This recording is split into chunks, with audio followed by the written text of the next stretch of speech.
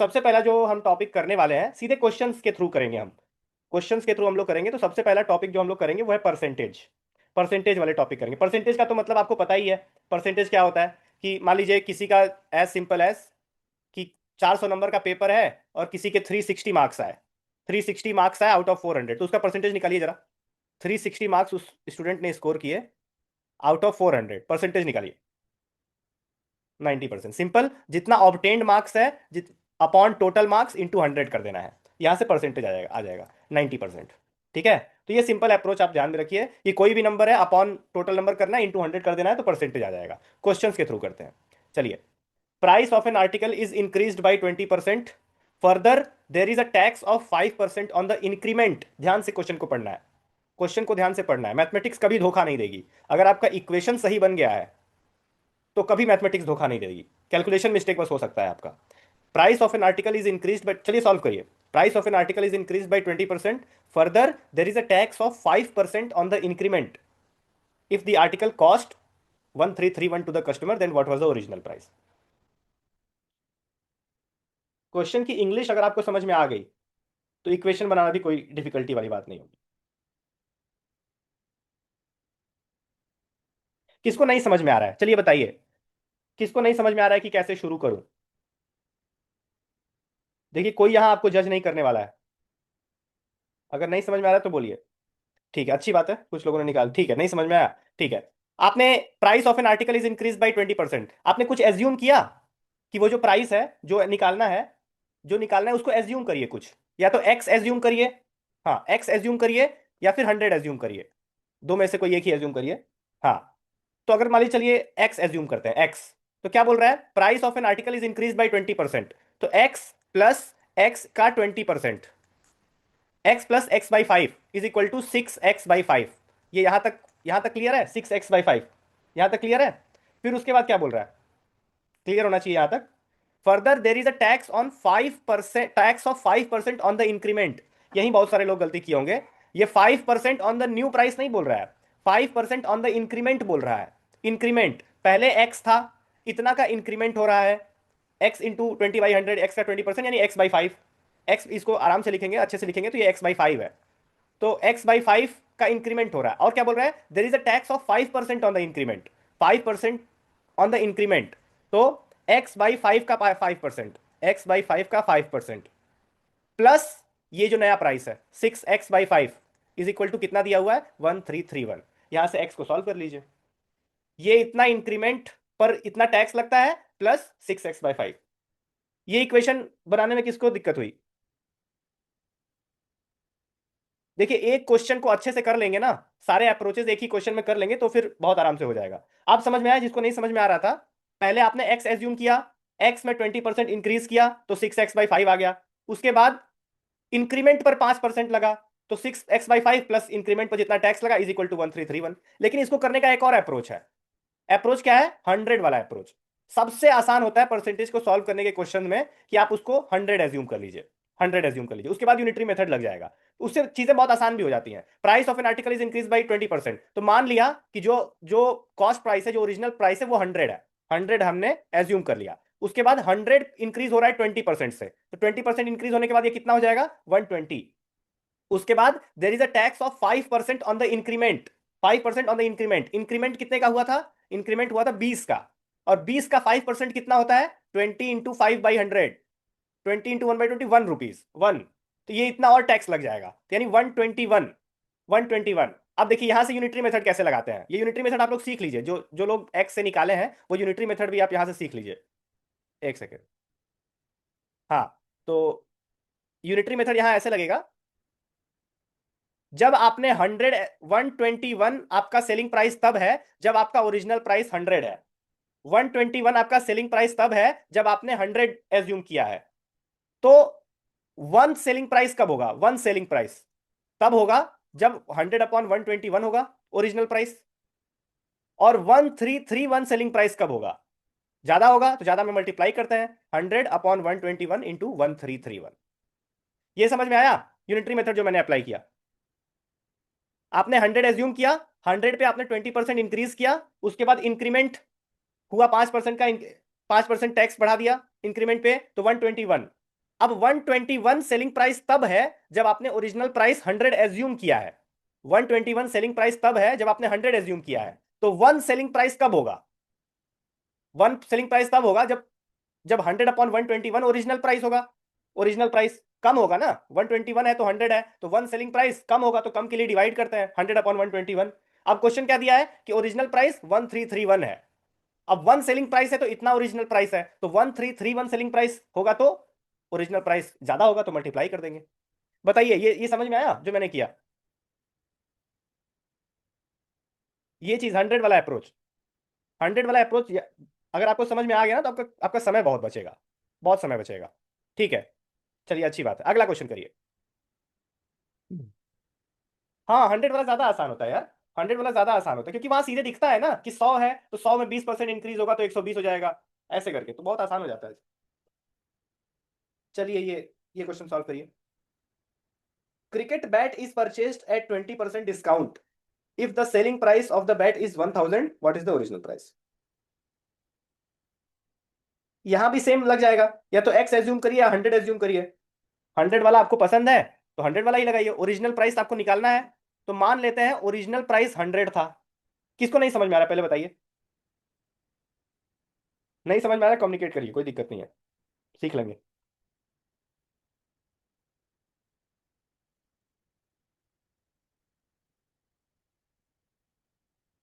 चलिए ठीक है, कोई रिप्लाई नहीं कर रहा, इसका मतलब सबको आ रहा है। 100 आपने ओरिजिनल प्राइस एज्यूम किया, उसके बाद क्या बोल रहा है, 20% डिस्काउंट लग जा रहा है। तो 100 अपना आपने ओरिजिनल प्राइस ये एज्यूम किया, उसके बाद 20% डिस्काउंट लगेगा, तो 20% डिस्काउंट लगने के बाद सेलिंग प्राइस कितना होगा? सेलिंग प्राइस 20% सीधे दिख रहा है, 80 हो जाएगा 20% डिस्काउंट के बाद। अब देखिए, 80, जब 80 सेलिंग प्राइस है तो आपने ओरिजिनल प्राइस क्या एज्यूम किया है? 100, वही यूनिटरी मेथड। तो वन सेलिंग प्राइस होगा तो 100/80 original price, one selling price. अब सेलिंग प्राइस क्या दिया हुआ है क्वेश्चन में? 1000 दिया हुआ है, 1000 दिया हुआ है, 1000 यानी ज्यादा, 100/80 इंटू 1000, आंसर आ जाएगा 1250। ये 5/4 है, आराम से 1250। अब एक्स वाला मेथड भी यहां लग सकता है। एक्स है, एक्स पर आप एक्स एज्यूम किया आपने ओरिजिनल प्राइस, ये 20% से कम हो रहा है, यानी एक्स माइनस एक्स इंटू 20%, यानी एक्स माइनस एक्स बाई 5, यानी 4x/5। 4x/5 is equal to 1000, यहां से भी आ जाएगा। वही बात है ना कि आपका इक्वेशन बन गया और आपका कॉन्सेप्ट क्लियर है, तो चाहे आप इधर से जाएं या उधर से, आपकी मंजिल आंसर ही होगी। चाहे आप 100 वाला मेथड यूज करें या एक्स वाला मेथड यूज करें, आपकी मंजिल आंसर ही होगी। किसी को प्रॉब्लम फिर से समझाऊं ये वाला? चलो ठीक है, नहीं प्रॉब्लम है तो कोई दिक्कत नहीं। चलिए अगला क्वेश्चन, अगला क्वेश्चन लगाइए। सिंपल अप्रोच, परसेंटेज में या तो एक्स एज्यूम करिए या तो 100 एज्यूम करिए। ये भी क्लासिक केस है 100 एज्यूम का, 100 एज्यूम करने का। ट्री बनाइए यहां, टोटल स्टूडेंट्स को 100 एज्यूम करिए और ट्री बनाकर सॉल्व करिए। बहुत आसान क्वेश्चन, ये सब पीवाईक्यूज है ईपीएफओ के।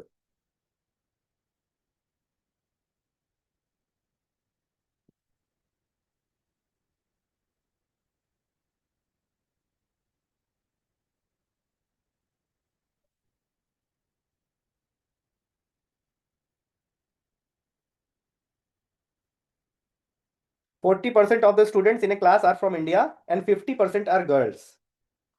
If 25% of Indian students are girls, what percentage of non-Indian student? अब इसमें आप x एज्यूम करेंगे ना तो बहुत ज्यादा कॉम्प्लिकेटेड हो जाएगा। 100 एज्यूम करिए, टोटल स्टूडेंट्स को 100 एज्यूम करिए। किसी को प्रॉब्लम, इसको कैसे शुरू करूं? नहीं समझ में आ रहा है, नहीं क्लिक कर रहा है तो बताइए।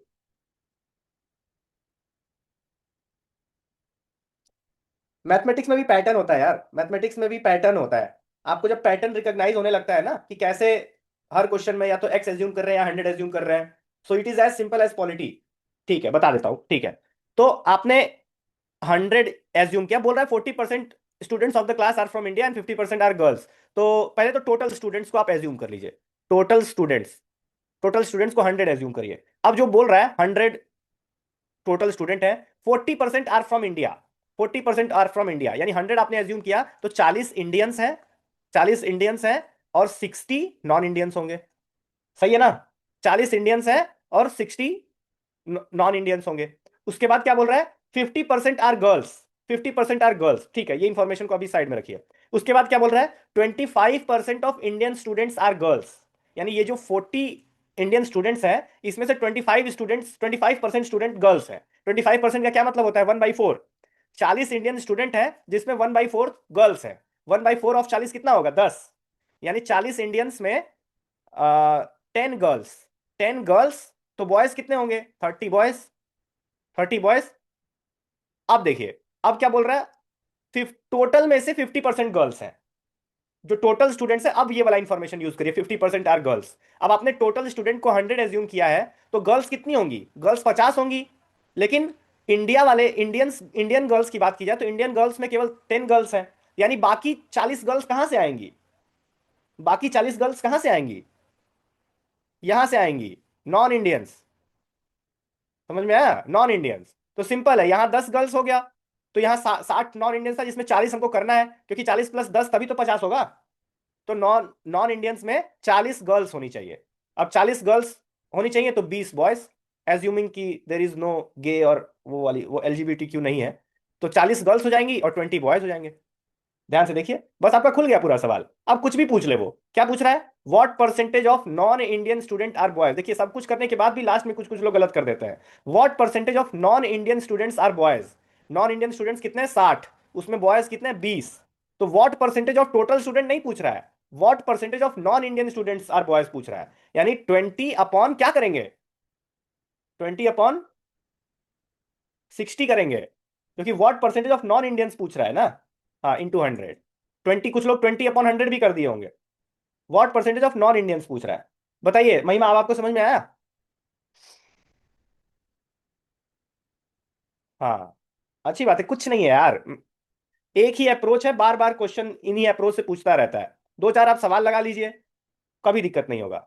आगे बढ़े, किसी को दिक्कत हो तो बताओ, आगे बढ़ते हैं, नहीं तो चलिए फिर आगे बढ़ते हैं। हाँ चलिए, ये भी क्वेश्चन सॉल्व करिए। Same approach. झूठ कहते हैं वो लोग जो ये कहते हैं कि बचपन में अगर मैथ्स अच्छा नहीं है तो बाद में बहुत ज्यादा दिक्कत हो जाएगी। बाद में भी आदमी सीख सकता है, अगर सही ढंग से कोई सिखाने वाला हो। अरे यार, 26 साल की उम्र में वरुण चक्रवर्ती क्रिकेट खेलना शुरू करता है, और आज के डेट में वो one of the best spinners of the world बन जाता है।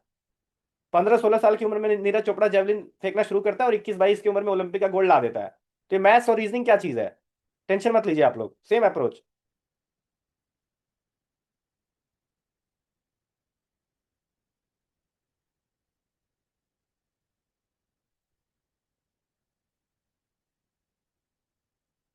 एज्यूम करिए टोटल पॉपुलेशन।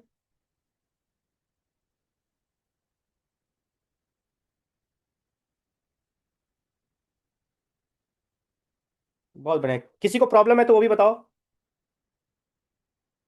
नहीं समझ में आ रहा तो बताओ।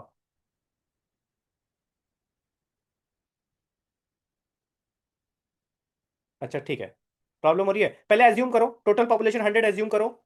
उसमें जो बोल रहा है उसको बाइफरकेट करो, 100 में कितने राइस ईटर्स हैं और कितने नॉन राइस ईटर्स हैं वो बाइफरकेट करो। क्या बोल रहा है, 100 आपने एज्यूम किया, तो 80% ईट राइस, 80% ईट राइस, यानी 80 राइस ईटर्स हैं और 20 नॉन राइस ईटर्स हैं, नॉन राइस NR। उसके बाद क्या बोल रहा है, 90% of rice eaters are non vegetarians. Clear तो है यार। आप बताओ, इसके बाद खुद ट्राई करो। यहां तक बनाने के बाद 90% of rice eaters are non vegetarian, 80 rice eaters हैं, उसमें 90% नॉन वेजिटेरियंस हैं। तो 80 का 90%, 80 का 90% होता है 72, यानी 72 नॉन वेजिटेरियंस हैं और 8 वेजिटेरियंस हैं। क्या बोल रहा है, अब खुल गया आपका सवाल। What percentage of the population are vegetarian rice eaters. खत्म। व्हाट, कितने कितने वेजिटेरियन राइस ईटर्स हैं, 8 लोग, 8 लोग।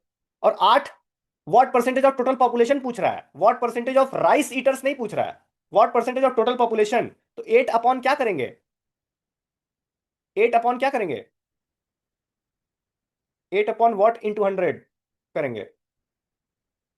हाँ 100 यार, टोटल पॉपुलेशन पूछ रहा है ना, 100 एज्यूम किया है नहीं, यही तो दिक्कत है शालिनी।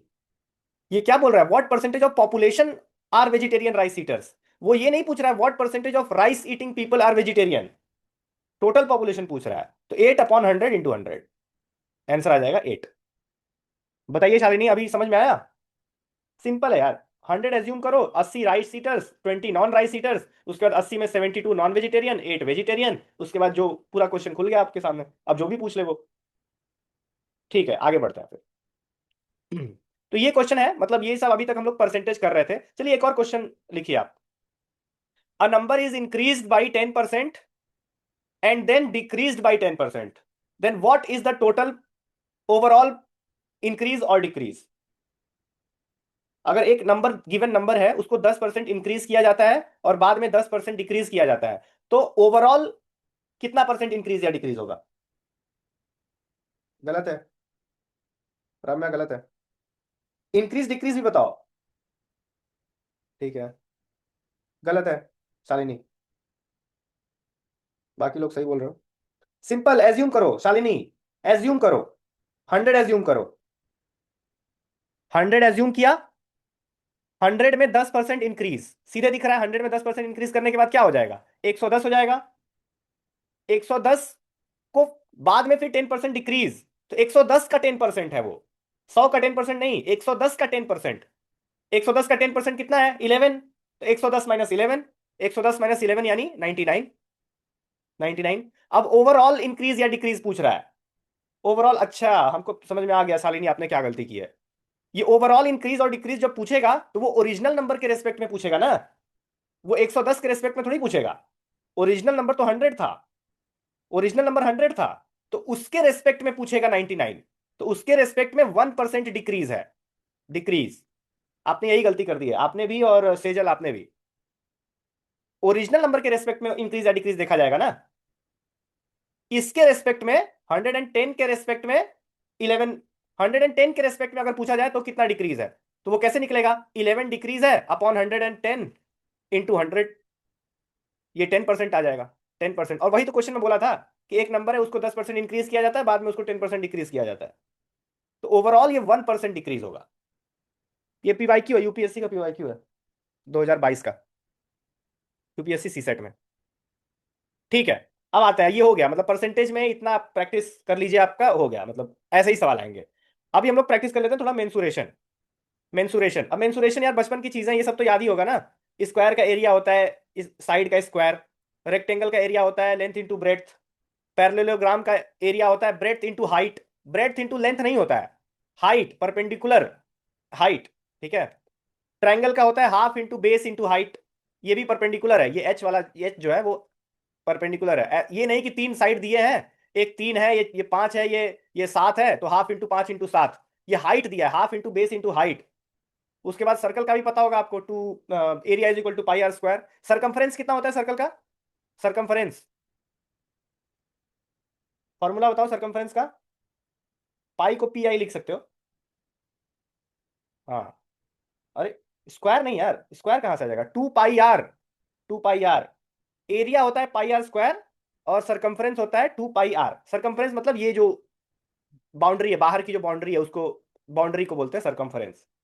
ठीक है, पेरीमीटर भी बोलते हैं इसको। पेरीमीटर ऑफ रेक्टेंगल बताओ, पेरीमीटर ऑफ रेक्टेंगल।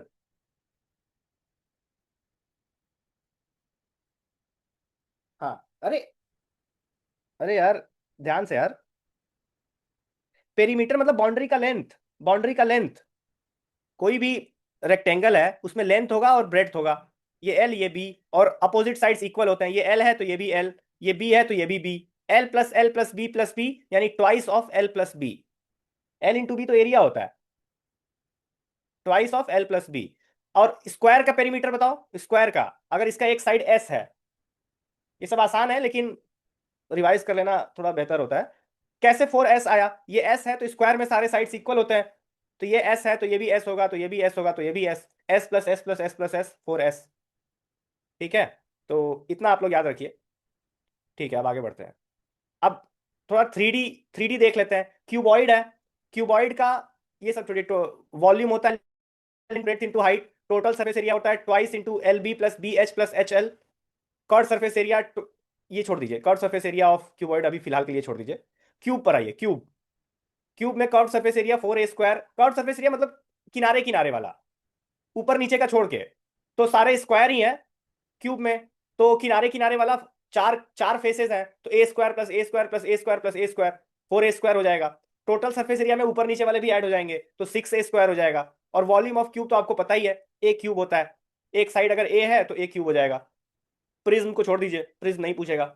सिलेंडर देख लीजिए, सिलेंडर, सिलेंडर का वॉल्यूम कितना होता है, पाई आर स्क्वायर एच होता है। सिलेंडर का टोटल सरफेस एरिया कितना होता है, 2 pi R into R plus H.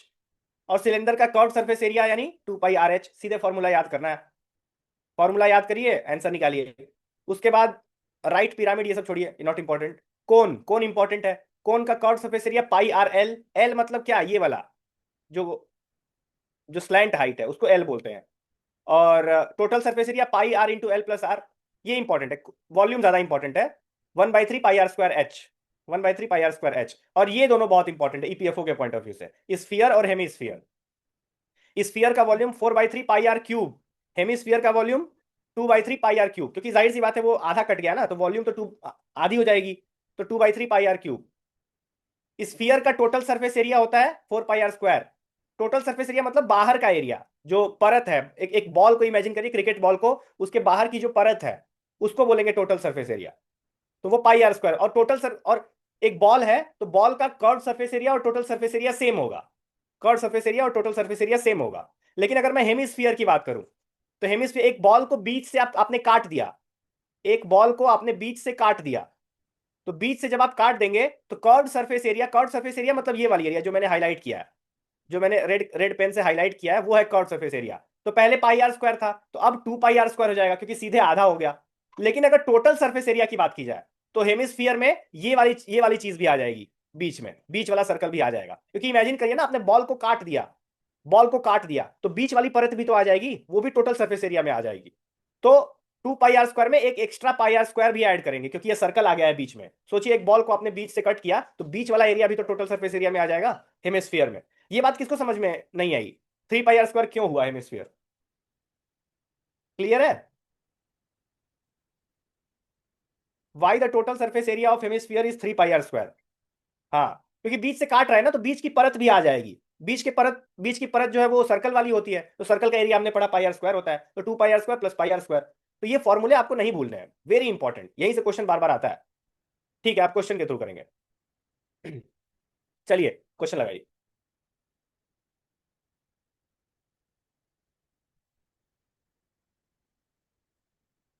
Area of the smallest circle which contains a square of 4 centimetre square in side. Area दिया हुआ है स्क्वायर का। एरिया से सबसे पहले आपको साइड निकालना होगा। साइड निकलने के बाद आप विजुअलाइज करिए। एक बार फिगर बन गया मेंसुरेशन में तो बिल्कुल दिक्कत नहीं होगी, फिगर बनाने की कोशिश करिए। और घबराइए मत यार, घबराइए मत कि मैं कैसे सॉल्व करूं।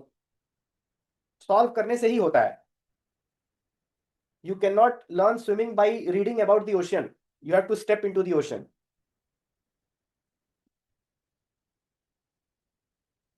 पेन कॉपी चलाइए, मतलब पेन चलाइए कॉपी पर। कुछ लोग 4 पाई बता रहे हैं, कुछ लोग 2 पाई बता रहे हैं। देखिए कहीं आपने रेडियस और डायमीटर में तो कुछ गलती नहीं की है। रेडियस अलग है, डायमीटर अलग है। Diameter is twice of radius. पहले किसको नहीं समझ में आ रहा है ये बताओ, किसको नहीं समझ में आ रहा है? पहले तो इंग्लिश समझो यार, सवाल की इंग्लिश या हिंदी जो भी आपका लैंग्वेज हो। Area of the smallest circle which contains square, circle contain कर रहा है स्क्वायर का। स्क्वायर, फिगर क्यों नहीं बन रहा है? एक सर्कल है, सर्कल मान लीजिए, सर्कल लग तो नहीं रहा है लेकिन मान लीजिए सर्कल है। तो सर्कल में एक स्क्वायर इंस्क्राइब किया जाता है इस तरह से।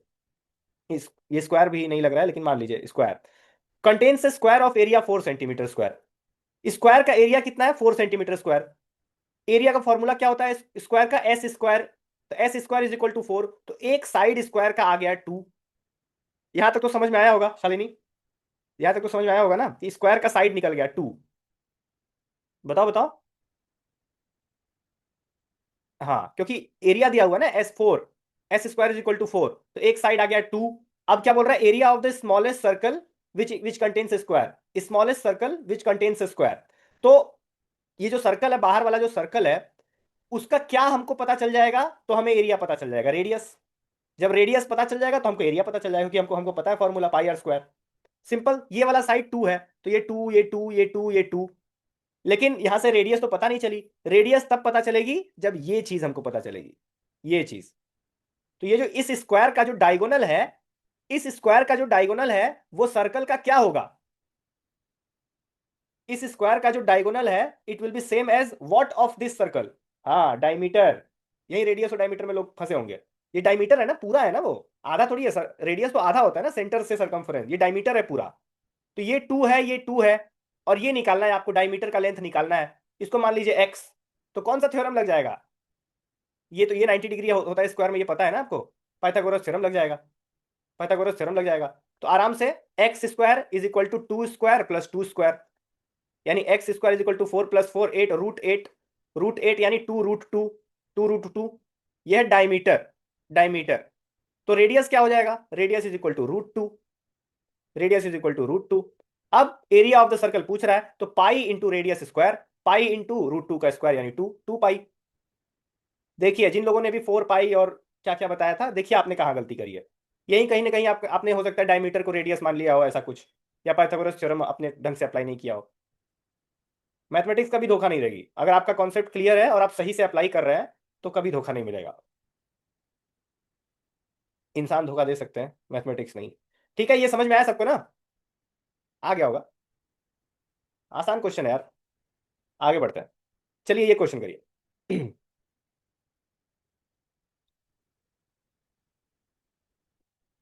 क्वेश्चन को ध्यान से विजुअलाइज भी करिए।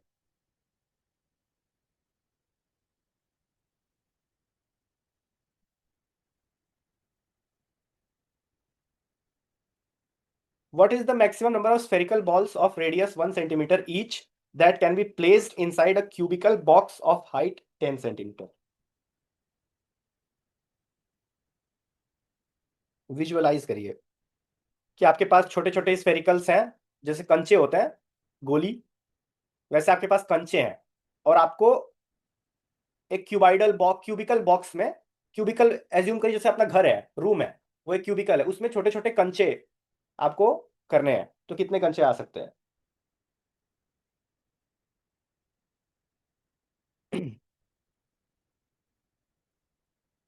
इसमें इसमें कौन ये सोच रहा है कि वॉल्यूम इक्वेट कर देंगे? कौन ये सोच रहा है? वॉल्यूम इक्वेट करने के बारे में कौन सोच रहा है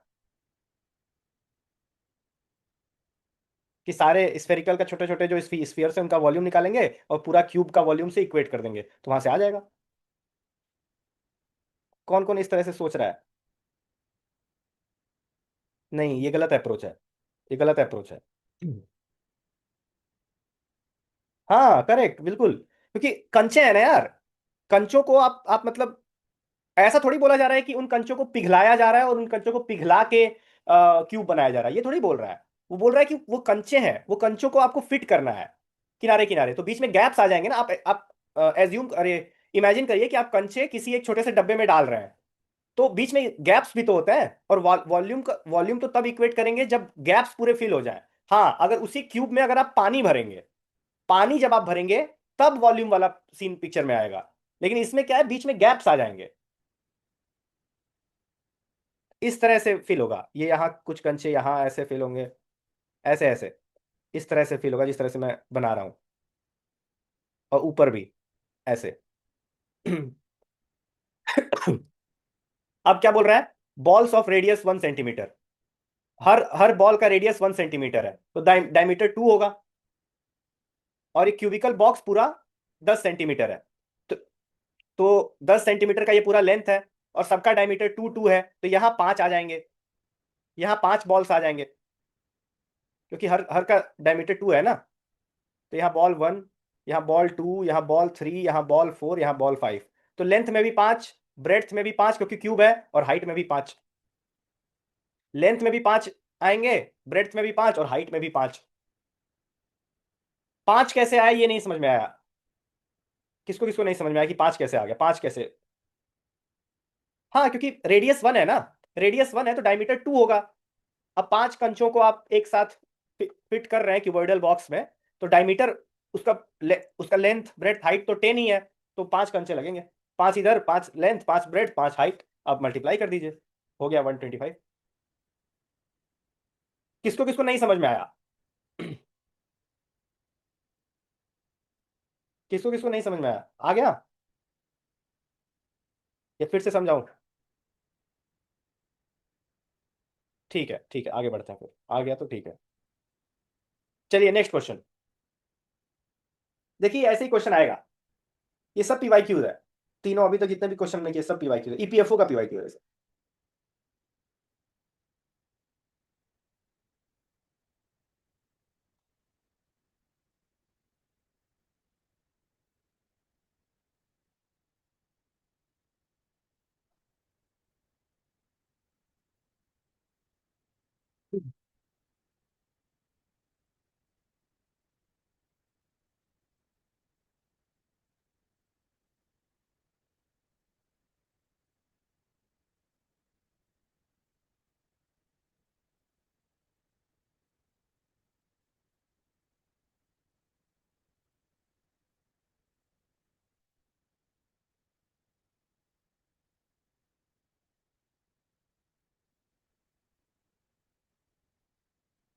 देखिए अभी वेरिएशन आने लगा। कुछ लोग 2 बता रहे हैं, कुछ लोग 1 बता रहे हैं, कुछ लोग ए और सी तो नहीं बता रहे हैं। ठीक है, यहाँ उल्टा है।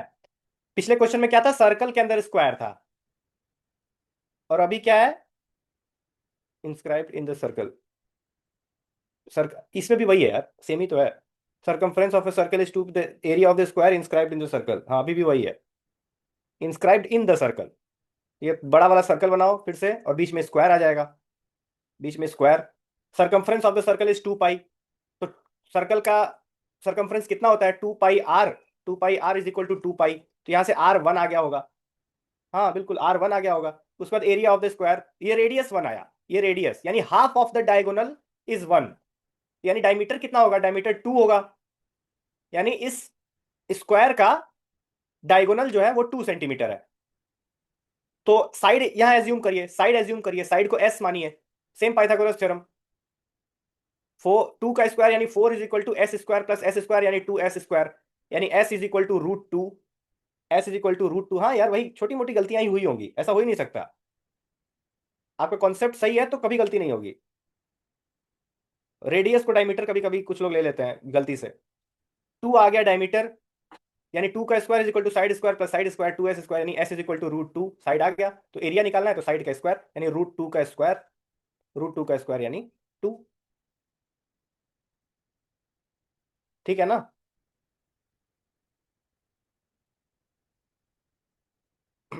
क्लियर है ना, आसान है यार। किसने किसने बी बताया था, मोहित और मोहित नहीं बताया था। हाँ तो ऐसी गलतियां मत करो, मत करो ऐसी गलतियां, बहुत आसान क्वेश्चन है ये सब। समझ में आया मोहित भाई? ठीक है ठीक है। चलो आगे बढ़ते हैं। Next question. ये सब पीवाई क्यूज है।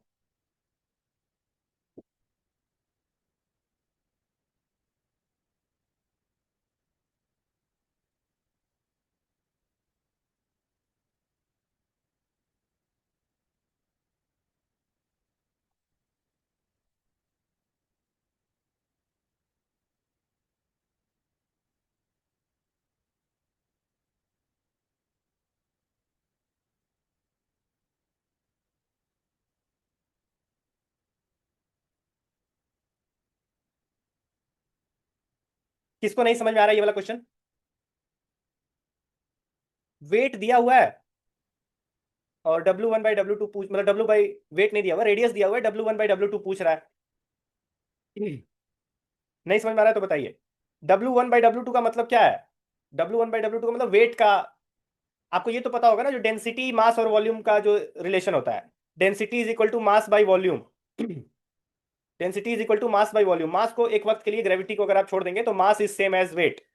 तो डब्ल्यू ही बोल दीजिए इसको, density is equal to W by volume. अब जो वॉल्यूम होता है, volume is equal to W/d, यानी वेट बाई डेंसिटी। अब डेंसिटी दोनों बोल रहा है कि सॉलिड आयरन है, तो दोनों का सेम है, यानी वेट का जो रेशियो होगा it is same as volume का रेशियो। वेट का ratio is equal to same as volume का रेशियो। तो बस वॉल्यूम का रेशियो, सॉलिड स्फीयर है, सॉलिड स्फीयर है तो 4/3 पाई। पहला रेशियो दिया हुआ है 1/2 मीटर, यानी 1/2 का क्यूब। और 4/3 पाई 1/3 का क्यूब। 4/3 पाई 4/3 पाई कट जाएगा, ये 3 का क्यूब 27 ऊपर चला जाएगा, 8 नीचे आ जाएगा। ये तो आसान था। किसी को इसमें भी प्रॉब्लम हुई? वॉल्यूम बस डिवाइड करना है। चलो ठीक है सर। अरे भाई पहले मैथ चल रहा है तो अभी साइंस, पहले जो जो चल रहा है उसको तो कंप्लीट करें अच्छे से। टेंशन मत लो यार, एक काम को अच्छे से कर लेने दो। चलिए अब आ जाते हैं हम लोग थोड़ा रिमाइंडर थ्योरम और नंबर सिस्टम पे। रिमाइंडर थ्योरम में कुछ कुछ कॉन्सेप्ट पहले बता देता हूँ। मान लीजिए एक नंबर है, कोई नंबर है एक्स।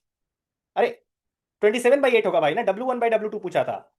तो ये जो नीचे वाला 1/3 है वो ऊपर चला जाएगा, 3 का क्यूब ऊपर 27। ये देखिए लास्ट में सब कुछ करके आप लोग आंसर गलत मार्क कर देते हैं, वो गलतियां नहीं करनी है। 27/8 है, W1/W2 पूछा था। कोई नंबर है, उसको किसी नंबर से डिवाइड किया जाता है, मान लीजिए 6 से डिवाइड किया जाता है, और आपको रिमाइंडर बताना है। You have to tell remainder. Remainder. तो मान लीजिए एक्स की जगह 7 है, 7 को 6 से डिवाइड किया जा रहा है, तो क्या रिमाइंडर आएगा बताइए? 1। ये सब आसान क्वेश्चन है, लेकिन थोड़ा भूमिका बनाने दीजिए। 8 को डिवाइड करेंगे तो क्या आएगा? 8 को 6 से डिवाइड करेंगे तो क्या आएगा? देर इज अ रीजन क्यों मैं पूछ रहा हूँ। 8 टू टू आएगा, ठीक है। 9 को डिवाइड करेंगे तो क्या होगा? 3। 10 को डिवाइड करेंगे तो 4। 11 को डिवाइड करेंगे तो 5। लेकिन 12 को डिवाइड करेंगे तो 12 को डिवाइड करेंगे तो 0। 13 को डिवाइड करेंगे तो 1। देखिए इसमें मैं बताना ये चाहता था, मैं बताना ये चाहता था कि अगर किसी भी नंबर को 6 से डिवाइड कर रहे हैं, या 6 नहीं, या किसी भी नंबर से डिवाइड कर रहे हैं, तो जो रिमाइंडर आएगा, रिमाइंडर 0 से 6 - 1 तक ही रहेगा, 0 से 5 तक ही रहेगा। ऐसा नहीं होगा कि रिमाइंडर 6 आ गया, रिमाइंडर 6 मतलब 0। ऐसा नहीं हो सकता कि नंबर या नंबर से ज्यादा रिमाइंडर आ गया। 6 है, तो यानी अगर कोई 6 की जगह मान लीजिए n होता, n, तो रिमाइंडर कहां से कहां तक होता? अगर 6 की जगह n होता तो रिमाइंडर कहां से कहां तक होता? 0 to n - 1। 0 to n - 1, इतनी चीज आप याद रखिएगा। अब ठीक है, अब जैसे ये सब तो आसान था, 7 8 9 10 11 12 इसका रिमाइंडर निकालना। अब जैसे मैं बोलूं कि आपको निकालना है रिमाइंडर, मान लीजिए 7 × 8 का, 7 × 8 ÷ 6। आप कैसे करेंगे इसको? अप्रोच बताइए। अप्रोच बताइए कैसे इसको सॉल्व करेंगे। 7 × 8 ÷ 6। तो इसमें एक तो अप्रोच है, उसमें एक तो अप्रोच है जो एलकेजी वाला अप्रोच है कि 7 7 8 56, 56 को डिवाइड करेंगे तो वो टू टू रिमाइंडर आ जाएगा। इसका इसमें एक रिमाइंडर थ्योरम आ जाता है। इसी क्वेश्चन को सॉल्व करने के लिए, अभी जैसे ये 7 × 8 है तो आराम से आपने 56 निकाल लिया। अब ऐसे ही होता 7 × 8 × 9 × 10 × 11, तब तो मल्टीप्लाई नहीं कर पाते, तब तो बहुत बड़ा नंबर आ जाता।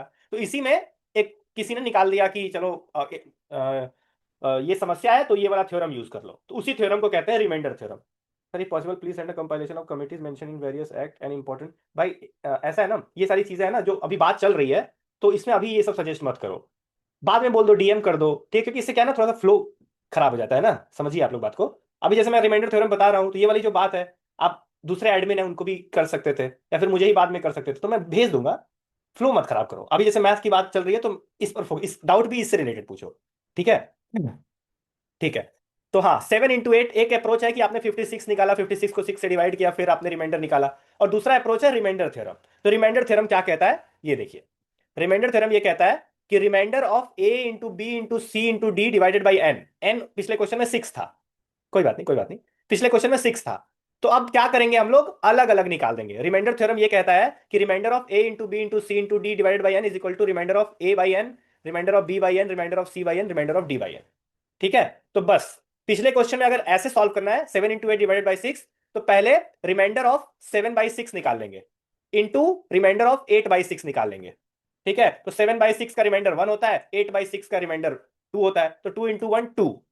ठीक है? ये कहता है रिमाइंडर थ्योरम। लेकिन अगर मान लीजिए यहां 7 × 8 के बजाय 7 × 8 इंटू मान लीजिए 11 होता, 11, तो क्या होता? यहां 11 भी आ गया, 7 × 8 × 11, तो 7/6 का रिमाइंडर 1, 8/6 का रिमाइंडर 2, और 11/6 का रिमाइंडर 5। 11/6 का रिमाइंडर 5। तो यहां से कुछ लोग क्या होता है, तुरंत बहुत हड़बड़ी में होता है, तुरंत आपने, और 10 ऑप्शन में भी होगा, तुरंत आपने 10 मार्क कर दिया। जबकि अभी हमने क्या सीखा था, कि किसी भी नंबर को 6 से जब डिवाइड करेंगे या किसी भी नंबर को n से डिवाइड करेंगे तो रिमाइंडर 0 to n-1 तक ही रहेगा। तो ये 10 आया तो 10 को वापस से 6 से डिवाइड करेंगे, 10 को वापस से 6 से डिवाइड करेंगे, तो जो रिमाइंडर आएगा वो आंसर होगा। किसी भी सूरत में रिमाइंडर n या उससे ज्यादा नहीं हो सकता, तो 10 आंसर हो ही नहीं सकता। ये चीज याद रखिएगा आप लोग। तो इतना भूमिका बनाने के बाद अब हम लोग क्वेश्चन सॉल्व करते हैं। चलिए सॉल्व करिए।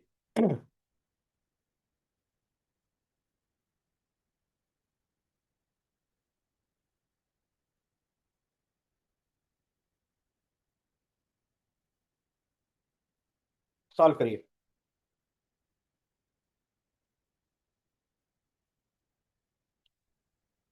थ्योरम एक बार बता देता हूं फिर से। a into B into C into D, theorem भी ऊपर लिखा हुआ है, is equal to remainder of a by N into remainder of b by N into remainder of c by N D by N. ठीक है। किसी को नहीं समझ में आ रहा है कैसे सॉल्व करे बताओ, समझाने के बाद भी। ठीक है कोई बात नहीं। हाँ तो 21 इंटू 37 इंटू 61 इंटू 43 ये करना है, तो अलग अलग सॉल्व कर दीजिए। r ऑफ 21/6, रिमाइंडर ऑफ 21/6, 6 से डिवाइड करोगे 21 में तो क्या रिमाइंडर आएगा, 3 आएगा। 37 को 6 से डिवाइड करोगे तो 6 6 जा 36, रिमाइंडर 1 आएगा। 61 को डिवाइड करोगे तो 6 10 जा 60, यहाँ भी 1 आएगा। 43 को डिवाइड करोगे 6 से तो यहाँ भी 1 आएगा। तो 3 इंटू 1 इंटू 1 इंटू 1, और आंसर भी n से छोटा है, यानी 6 से छोटा है, तो आंसर हो जाएगा 3। ठीक है। तो ये अप्रोच आप ध्यान में रखिएगा। अभी एक और अप्रोच है इसको सॉल्व करने का, अभी हम लोग थोड़ा बाद में सीखेंगे, लेकिन अभी फिलहाल ये अप्रोच ध्यान में, अलग अलग तोड़ के इसको सॉल्व करना है। चलिए नेक्स्ट क्वेश्चन। ये 126 है। 17 इंटू 23 इंटू 126 इंटू 38।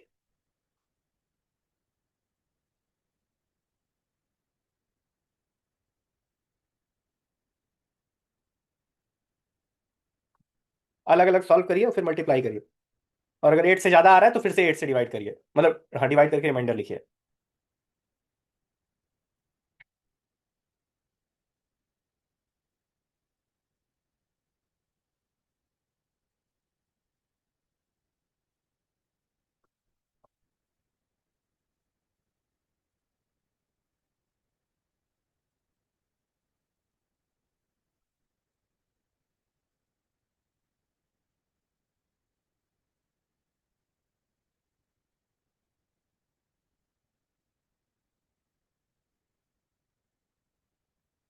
गलत आ रहा है, HP गलत आ रहा है आपका। देखिए कहाँ गलती हुई है। अलग अलग सॉल्व करना है। 17 को 8 से पहले करिए, रिमाइंडर आया 1। 23 को 8 से करिए तो रिमाइंडर आया 7, क्योंकि 8 2 जा 16। उसके बाद 126 को 8 से करिए तो मेरे ख्याल से 120 कट जाएगा। हाँ 120 कट जाएगा तो यहाँ 6 आया। फिर 38 यानी 8 चौके 32, तो यहाँ भी 6 आया। अब ये 8 से बड़ा है, 8 से बड़ा है ये, तो फिर से पेयर बना लीजिए। पेयर बना लीजिए। 7 इंटू 6 इंटू 6, 7 इंटू 6 42, 42 को डिवाइड करेंगे तो 42 को डिवाइड करेंगे तो 2 आएगा। फिर 6, 6 आएगा तो 2 इंटू 6 12 आएगा। 12 को 8 से डिवाइड करेंगे तो 4 आएगा। पेयर भी बना सकते हैं आप। यहाँ जैसे आपने मल्टीप्लाई किया तो 1 इंटू 7 इंटू 6 इंटू 6 आया, तो 7 इंटू 6 42 होता है। 42 को 8 से डिवाइड करेंगे तो रिमाइंडर 2 आएगा। 2 यहाँ आ गया, फिर 6, फिर 2 इंटू 6 12 होता है। 12 को वापस से डिवाइड किया 4। ठीक है ना। पेयर बना लीजिए, जहां भी आपको लगे कि और भी कटेगा, मतलब ये 8 से बड़ा है, तो पेयर बना के आप उसको सॉल्व कर लीजिए। ठीक है, क्लियर है ना। आसान है यार ये। और कुछ लोग ऐसे भी करते हैं, जैसे ना कुछ लोग जैसे, अब आपको पता है कि 23 जो है वो 7, रिमाइंडर 7 आएगा, तो ये बड़ा नंबर है, तो कुछ लोग इसको -1 भी लिख देते हैं। जैसे 17 को 8 से डिवाइड किया तो 1, 23 को कुछ लोग -1 लिख देते हैं। -1 का मतलब 7 ही होता है। -1 का मतलब -1 अगर आपका रिमाइंडर आ रहा है, इसका मतलब ये आंसर 7 है। तो ये चीज आप ध्यान दीजिएगा। एक सेकंड रुकिए जरा, 1 मिनट बस।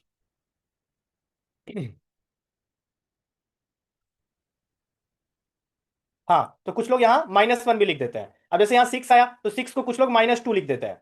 यहाँ से 6 आया तो इसको भी -2 लिख देंगे। तो -1 इंटू -2 इंटू -2, -4 आया तो -4 इज सेम एज 4। -1, -2 6 है, -3 5 है, -4 4 +4 ही है, और -5 +3 ही है। क्योंकि साइकिल चल रहा है ना यार, साइकिल चल रहा है। ये बात समझ में आई कि ये थोड़ा ज्यादा कॉम्प्लिकेट हो गया, माइनस क्यों कर दिया? साइकिल चल रहा है ना।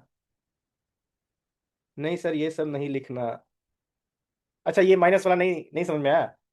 नहीं, दोनों, क्योंकि यार देखो, माइनस जब भी 7 आए ना तो उसको -1 आप लिख सकते हो। चलिए ठीक है, ये वाला -1 वाला छोड़ ही दीजिए, नहीं समझ में आ रहा तो छोड़िए इसको। ये एक्सपर्ट के निगरानी में ही किए जाने वाले स्टंट है, तो ये छोड़ दीजिए इसको।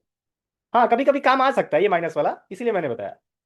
हाँ ठीक है, कोई बात नहीं, छोड़ दो फिर इसको। हाँ, अगला क्वेश्चन करो। 137 इंटू 143 इंटू 151।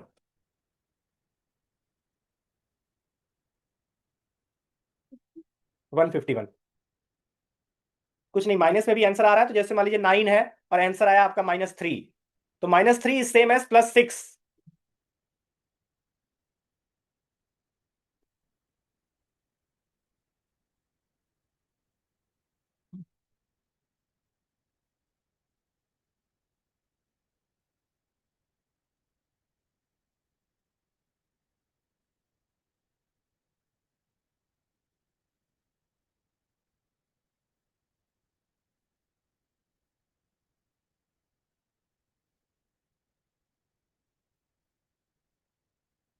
कुछ लोग का 4 आंसर आ रहा है, बताओ बताओ।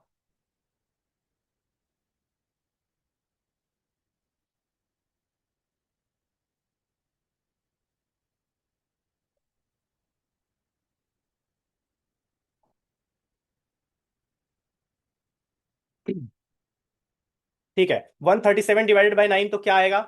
135 मेरे ख्याल से कट जाए, 5 3 8 1 9, हाँ वो कट जाएगा, तो ये 2 आएगा। फिर 143 डिवाइडेड बाई 9 करेंगे तो 135 है, तो 8, 8 आ गया यहाँ। 8 ही है ना, हाँ, 5 3 8, ठीक है। उसके बाद 151 करेंगे तो 151, 144 यानी 7, 7। अब उसके बाद यहाँ अलग से पेयर बना लीजिए, 2 है और 8 इंटू 7 है, तो 2 इंटू 56 है, 56 को 9 से डिवाइड करेंगे तो 2 आएगा। 2 इंटू 2 4 आ गया, 4 आंसर हो गया। 4 आंसर हो गया, सिंपल। अब माइनस से भी कर सकते हैं, लेकिन छोड़िए फिर। अब जैसे 8 है ना, तो मैं क्या करूंगा, मुझे सॉल्व करना होता तो मैं इसको लिख देता, 8 को मैं लिखता -1, -1, और 7 को मैं लिखता -2। माइनस माइनस कट गया, आंसर 4 आ गया। ऐसे भी कर सकते हैं। साइकिल चल रहा है ना, जीरो या तो रिमाइंडर 0 आएगा, 1 आएगा, 2 आएगा, अप टू 8 आएगा। तो अगर -1 आ रहा है तो -1 का मतलब +8 हो जाएगा, और -2 का मतलब +7 हो जाएगा। ऐसे भी कर सकते हैं, लेकिन अगर आपको उसमें कंफर्टेबल नहीं है तो सिंपल ढंग से करिए, आराम से ब्रेक करके। ठीक है। हाँ, छोड़िए उसको फिर। यूजिंग सिंप्लीफिकेशन मेथड, अब देखिए, कभी कभी ऐसा क्वेश्चन, जैसे यही पिछला वाला ही क्वेश्चन था, 21 into 37 into 61 into 43 divided by 6, तो रिमाइंडर करना है। तो कभी कभी कुछ लोग गलती से क्या करते हैं कि इसको सिंप्लीफाई कर देते हैं। 21 into 37 into 61 into 43 divided by 6, तो यहां से वो लोग सिंप्लीफाई कर देंगे, ये 2 से गया तो ये 7 से गया, ये आया 7 into 37 into 61 into 43 divided by 2, divided by 2। तो इसका रिमाइंडर निकालते हैं। तो एक बात बताइए, इसको मैं अगर R2 बोलूं, इसको मैं अगर R2 बोलूं और इसको मैं R1 बोलूं, तो क्या R1 और R2 सेम होंगे? क्या R1 और R2 सेम होंगे? नहीं, सेम नहीं होंगे। ठीक है, सेम नहीं होंगे, क्यों? क्योंकि यार यहाँ 6 से डिवाइड कर रहे हैं ना, 6 से डिवाइड करेंगे तो आंसर 0 से लेके 5 तक ही आएगा। और यहाँ 2 से डिवाइड कर रहे हैं, तो 2 से डिवाइड करने में आंसर या तो 0 आएगा या 1 आएगा। तो कैसे सेम हो सकता है? क्या पता आंसर 5 आ जाए, आंसर 4 आ जाए, तो वो तो इसमें आएगा ही नहीं 2 से डिवाइड करने में। तो ये कभी सेम नहीं होगा, कभी सेम नहीं होगा। ठीक है, तो पहली बात ये समझना है कि R1 will not be same as R2। तो बहुत सारे लोग ये गलती करते हैं कि कट पिट करके वो लोग सोचते हैं कि आंसर आ गया, तो आंसर नहीं आता है। पहली चीज ये समझ लीजिए। दूसरी चीज ये कि लेकिन इसका आंसर निकाला जा सकता है सिंप्लीफाई करके भी। आंसर जैसे आपने ये 6 लिखा हुआ है, इसको कट करके ये लिख दिया, 2, 2 लिख दिया यहाँ। तो यहां से जो आपका आंसर आएगा, 2 लिखने के बाद जो आंसर आएगा, चलिए ठीक है, आप निकालिए यहाँ। सेम क्वेश्चन है, 7 into 37 into 61 into 43 divided by 2, remainder बताइए। हाँ हाँ हाँ, वही वही वही मैं बता रहा हूँ राजीव भाई। इसको पहले सॉल्व करो, 7 इंटू 37 इंटू 61 इंटू 43 सॉल्व करो। रिमाइंडर 7 से डिवाइड करोगे, 7 डिवाइडेड बाई 2 का रिमाइंडर 1 आएगा। 37 भी करोगे तब भी 1 आएगा, ऑड है ना सब, 1 इंटू 1 इंटू 1 इंटू 1, तो रिमाइंडर 1 आया, रिमाइंडर 1 आया। ये 2 वाला मैं पूछ रहा हूं। अब देखिए, जब 2 से रिमाइंड डिवाइड कर रहे हैं तो रिमाइंडर 1 आ रहा है, 1 × 1 × 1 × 1 यानी 1। तो क्या करेंगे, आप ये देखिए कि ओरिजिनल क्वेश्चन क्या था। ओरिजिनल क्वेश्चन में 6 से रिमाइंडर पूछा था, और आपने इसको सिंप्लीफाई करके 2 कर दिया यहां डिनोमिनेटर में। तो कितना फ्रैक्शन कम हुआ, तो 6 2 बना। यानी 6 अगर बाई 3 किए होंगे हम, तब जाके 2 बना होगा। 6 में 3 को डिवाइड किए होंगे तब जाके ये 2 बना होगा। ये बात समझ में आई? डिनोमिनेटर किस फ्रैक्शन से घटा, पहले 6 था, बाद में 2 हो गया, यानी अपॉन 3 हुआ होगा। तो जब अपॉन 3 हुआ है, तो जो 2 का आंसर आया है उसमें इंटू 3 करेंगे। ध्यान से सुनिए इस बात को। पहले जो क्वेश्चन दिया है उसको सिंप्लीफाई करेंगे, सिंप्लीफाई करने के बाद देखेंगे पहले यहां 6 था, तो नया डिनोमिनेटर क्या बना, नया डिनोमिनेटर 2 बना। वो कैसे बना होगा, वो ऐसे बना होगा कि 6 में 3 को डिवाइड किए होंगे, 6 डिवाइडेड बाई 3 किए होंगे। तो जिस डिग्री से 6 में डिवाइड किए हैं, उसी डिग्री से जो आंसर आया 2 से, उसमें मल्टीप्लाई कर देंगे। तो दिस क्वेश्चन बिकम्स, ये 6 में पहले पहले सिंप्लीफाई कर लो, सिंप्लीफाई करने के बाद जो भी आंसर आए, आंसर में जिस डिग्री के साथ 6 कम हुआ है, यानी बाई 3 हुआ है, उसी डिग्री के साथ मल्टीप्लाई कर दो।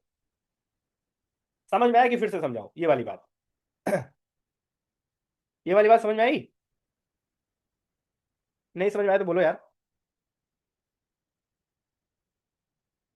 हाँ, ये भी काफी सही लग रहा है, बिल्कुल। तो सबसे आसान यही हो जाता है कि सबसे पहले उसको सिंप्लीफाई कर लो। सिंप्लीफाई करने के बाद वो क्वेश्चन आसान बन जाएगा थोड़ा। उसके बाद लेकिन डिग्री भूलना नहीं है, किस डिग्री से कम हुआ है। मैक्सिमम लोग सिंप्लीफाई करने के बाद सिंप्लीफाइड आंसर दे देते हैं, जैसे 1 आंसर दे देंगे कुछ लोग इसका। तो बस ये वाली गलती नहीं करनी है। हाँ हाँ, बस ये वाली गलती नहीं करनी कि 1 आंसर दे दिया, 1 में वापस से 3 मल्टीप्लाई भी करेंगे जिस डिग्री से वो कम हुआ है। चलिए, अब अगला क्वेश्चन करिए, using simplification method. Using simplification method, ये वाला क्वेश्चन करिए। पहले इसको सिंप्लीफाई करिए, और सिंप्लीफाई करने के बाद जिस डिग्री से वो कम हुआ है, उसी डिग्री से आंसर को मल्टीप्लाई कर दीजिए। 17 × 23 × 126, 126 है ये, इंटू 38। 17 × 23 × 126 इंटू 38। माइनस वाला भूल ही जाइए आप लोग।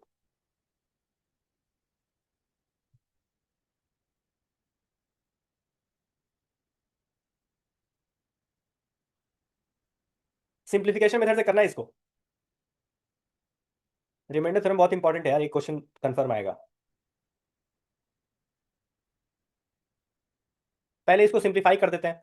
17 × 23 × 126 8, ठीक है। तो ये हो गया 4, ये हो गया 19, ये हो गया 2, ये हो गया 63। यानी 17 × 23 × 63 × 63 × 19 डिवाइडेड बाई 2। बस ये वही क्वेश्चन बन गया ऊपर वाला। बस, ये सारे ऑड है, सारे ऑड है, तो आंसर आएगा 1। और कितने डिग्री से 8 कम हुआ है, 8 डिवाइड बाई 4 हुआ होगा, 8 डिवाइड बाई 4 हुआ होगा, तो 1 × 4 कर दो, 1 × 4 आंसर हो जाएगा। बड़े नंबर के लिए काफी हेल्पफुल, बिल्कुल बिल्कुल हेल्पफुल रहेगा। यही है।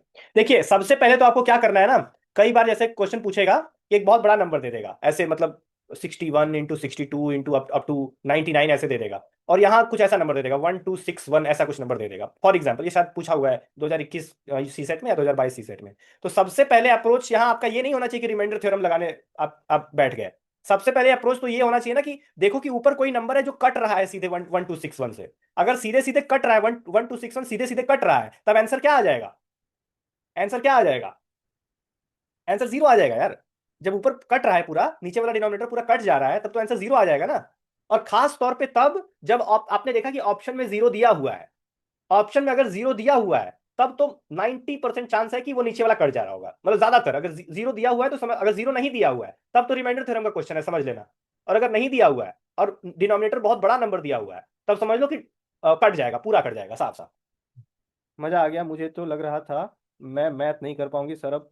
हाँ यार, अरे यार बिल्कुल यार, मैंने बोला ना कि डराते हैं लोग यार, बचपन बचपन से तुम्हारा सही नहीं है तो अभी सही नहीं हो जाए। वो ढंग ढंग का टीचर यार जीवन में होना बड़ा जरूरी है।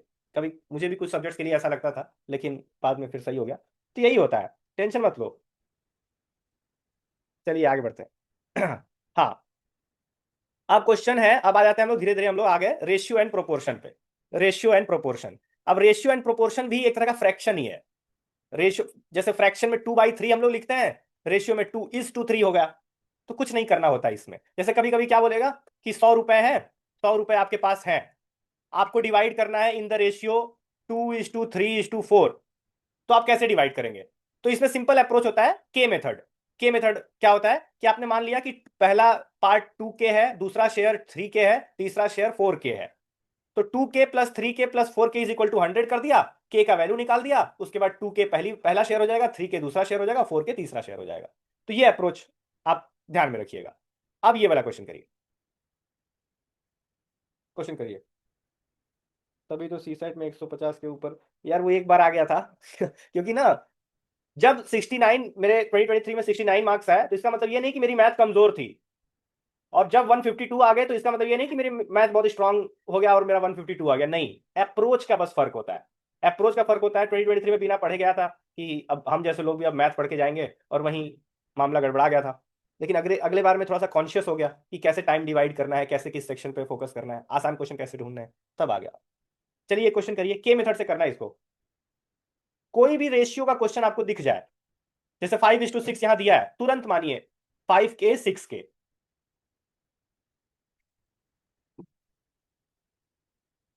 और उसके बाद सीधे एक इक्वेशन बनाना है। किसको नहीं समझ में आ रहा है ये क्वेश्चन कैसे सॉल्व करें, बताओ। किसको नहीं समझ में आ रहा है?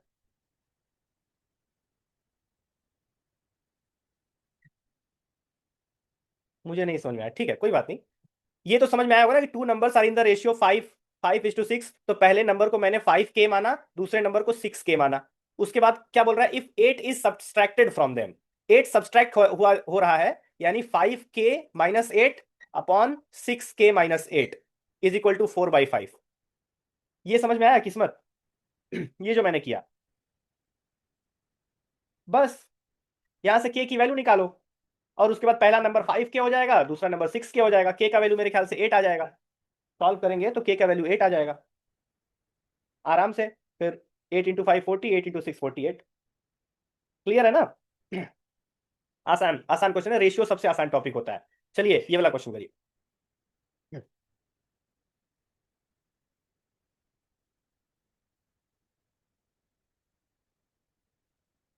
कई बार क्या होगा कि A:B:C नहीं दिया होगा, कई बार A:B दिया होगा और B:C दिया होगा। तो सबसे पहला अप्रोच तो ये होना चाहिए कि A:B:C निकालना है, और उसके बाद फिर वही के वाला मेथड।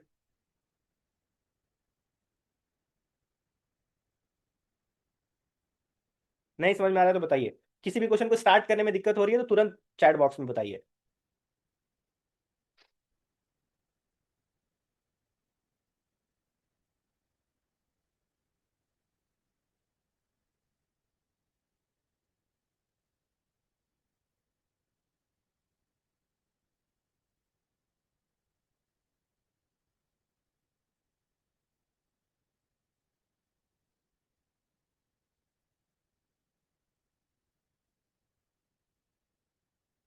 चलो बहुत बढ़िया यार।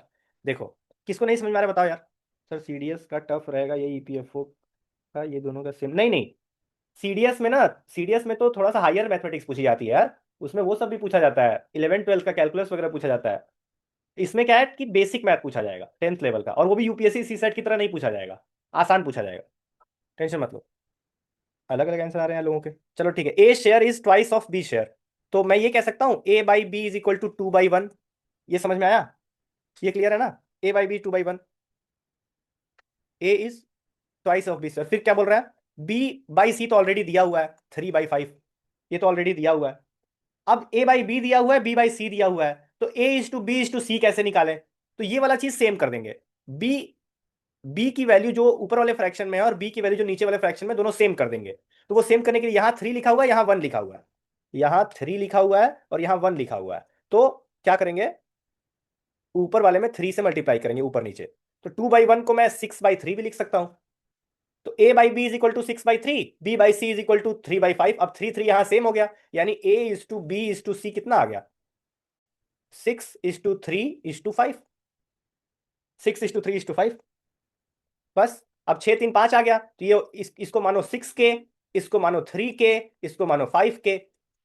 अब 6 3 9 5 14, 14k इज इक्वल टू कितना दिया हुआ है, 42,000 दिया हुआ है। तो k की वैल्यू 3,000 आ गई, 3,000 आ गई। बस। ए का शेयर 6k यानी 18,000, बी का शेयर 3k यानी 9,000, 18,000 9,000 15,000। किसका किसका आ रहा था, हाँ सबका ही आ रहा था। 18 9 15। बताओ। सबका आ गया ना आंसर? किसी को कोई प्रॉब्लम?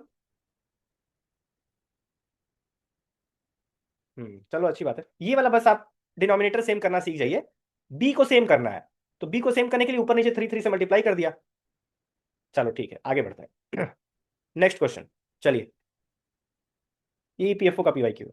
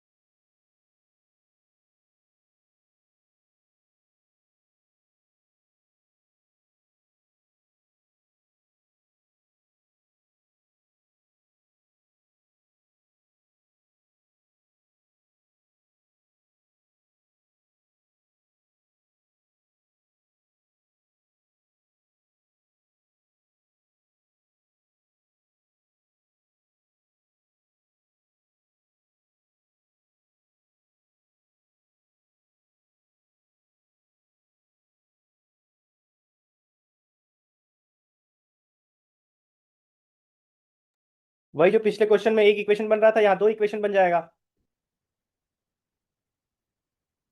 इक्वेशन बनाओ जिसका नहीं हो रहा है। एक्स और वाई दो पॉजिटिव नंबर है, such that X when X is reduce by 2 and Y is increase by 2, ratio becomes 2:1। पहले एक्स बाई वाई था, अब क्या हो रहा है, एक्स को 2 से रिड्यूस किया जा रहा है, X minus 2 upon Y plus 2 is equal to 2/1। ये इक्वेशन तो बन ही गया होगा सबका।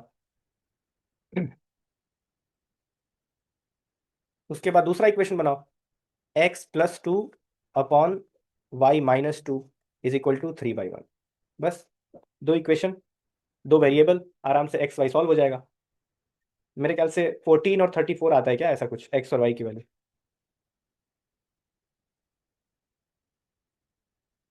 सॉल्व कर लो ना। X minus 2 is equal to 2y+4, यानी X minus 2y is equal to 6। यहाँ क्या हो जाएगा, X plus 2 is equal to 3y-6, यानी 3y-x इज इक्वल टू 8। दोनों को ऐड करो, एक्स एक्स कैंसिल हो जाएगा, y is equal to 14, y is equal to 14, x is equal to 34। बस। इक्वेशन किसने किसने गलत बनाया था? इक्वेशन तो सबने सही बनाया होगा ना? इक्वेशन तो सही बनाया होगा ना? हम्म। तो उसके बाद कहाँ गलती हुई? कैलकुलेशन में? ये तो बेसिक है यार, simultaneous linear equation. Simultaneous linear equation solve करना तो बहुत बेसिक है, लेकिन ठीक है, कोई बात नहीं। इक्वेशन सही बना तो आराम से सॉल्व करिए, क्योंकि फिर गलती की गुंजाइश नहीं है, आराम से सॉल्व हो जाएगा। ठीक है, आगे बढ़ते हैं फिर। ये क्वेश्चन सॉल्व करिए, नेक्स्ट क्वेश्चन। ये भी ईपीएफओ का पीवाईक्यू है। आप देख रहे हैं जितने भी पीवाईक्यूज हैं, चैलेंजिंग नहीं है। वही यूपीएससी सी सेट होता तो बहुत एप्लीकेशन ऑफ माइंड डिमांड करता। इसमें क्या है कि एक कॉन्सेप्ट है, उसी से रिलेटेड क्वेश्चन आ रहे हैं। दिखने में ये भले ही ये वाला क्वेश्चन 7 लाइन का लग रहा है, लेकिन है कुछ नहीं इस क्वेश्चन में, ध्यान से देखेंगे तो।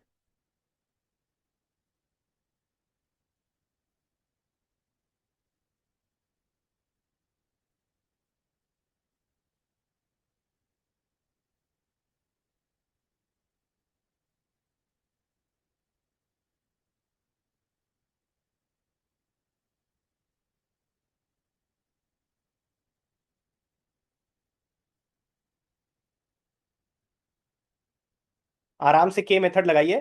A:B:C दिया ही हुआ है, 17%, 37%, 46%, यानी सिंपल रेशियो दिया हुआ है, A:B:C।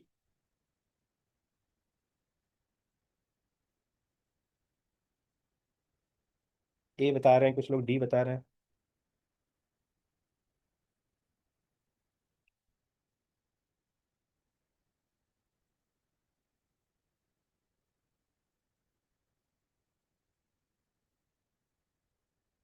Simple a is to b is to c कितना हो जाएगा, a is to b is to c, ये हो जाएगा 17 इज टू 37 इज टू 46। पहला, ए का शेयर 17 के, बी का शेयर 37 के, सी का शेयर 46 के। क्या बोल रहा है, difference in the profit of B and C, B and A is 1000, यानी 37 के और 17 के बीच का डिफरेंस 1000 है, यानी 37 के माइनस 17 के इज इक्वल टू 1000, यानी के की वैल्यू यहां से आ जाएगी 20 के इज इक्वल टू 1000, तो के की वैल्यू यहां से कितनी आएगी 20, 50, 50, के की वैल्यू 50 आ गई। अब क्या पूछ रहा है, what is the profit of C, 50 into 46, 50 into 46 2300। बताओ, कुछ भी अलग किया इसमें, कुछ भी अलग किया, कुछ नहीं अलग किया। 17%, 37%, 46% दिया ही हुआ है, तो आपस में इनका रेशियो तो यही होगा ना, 17, 37, 46। फिर के मेथड लग गया, जो क्वेश्चन बोल रहा है 17 के, 37 के, 46 के, बी और ए का डिफरेंस 1000 बोल रहा है, यानी 37 के माइनस 17 के इज इक्वल टू 1000। के की वैल्यू आ गई तो यहां से सी आ जाएगा 46 के। कौन डी बता रहा था, किस किस वजह से आप लोग डी बता रहे थे? क्लियर है ना?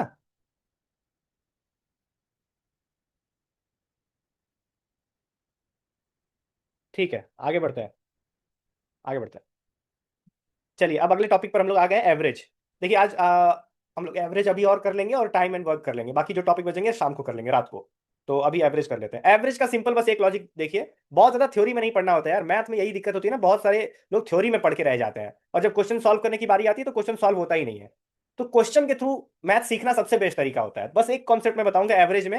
एवरेज का क्या मतलब होता है, एवरेज, एवरेज का मतलब होता है सम ऑफ टर्म्स, जो भी टर्म्स दिए हुए हैं उनका सम अपॉन नंबर ऑफ टर्म्स, इसी को एवरेज बोलते हैं, इसी को मीन बोलते हैं। ठीक है, sum of terms upon number of terms. चलिए बताइए, अगर मैं बोलूं average of first 5 prime numbers, first 5 prime numbers निकालिए, average of first 5 prime numbers निकालिए। ऐसे क्वेश्चन आते हैं। पहले तो प्राइम नंबर आई होप सबको पता हो।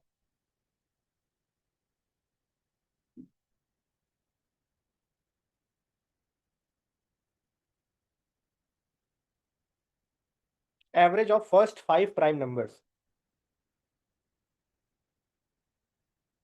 2 plus 3 plus 5 plus 7 plus 11 divided by 5। 2 plus 3 plus 5 plus 7 plus 11, यानी 3 2 5 5 10 17 28 डिवाइडेड बाई 5 यानी 5.6, 28 डिवाइडेड बाई 5 यानी 5.6। चलो, तो एवरेज क्या होता है, बस यही है, sum of terms upon number of terms, ये बस याद रखिएगा, इसी कॉन्सेप्ट से सवाल आएंगे। अब क्वेश्चन करते हैं, करिए।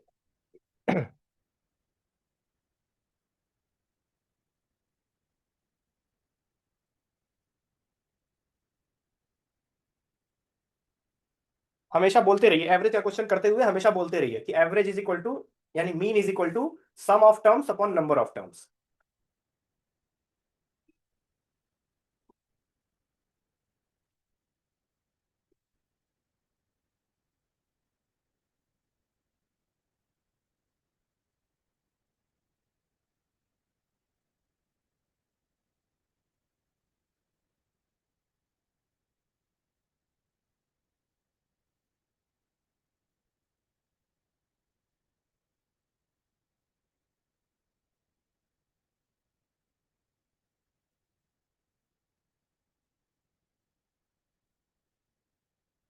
Mean marks of 30 students is 58.5.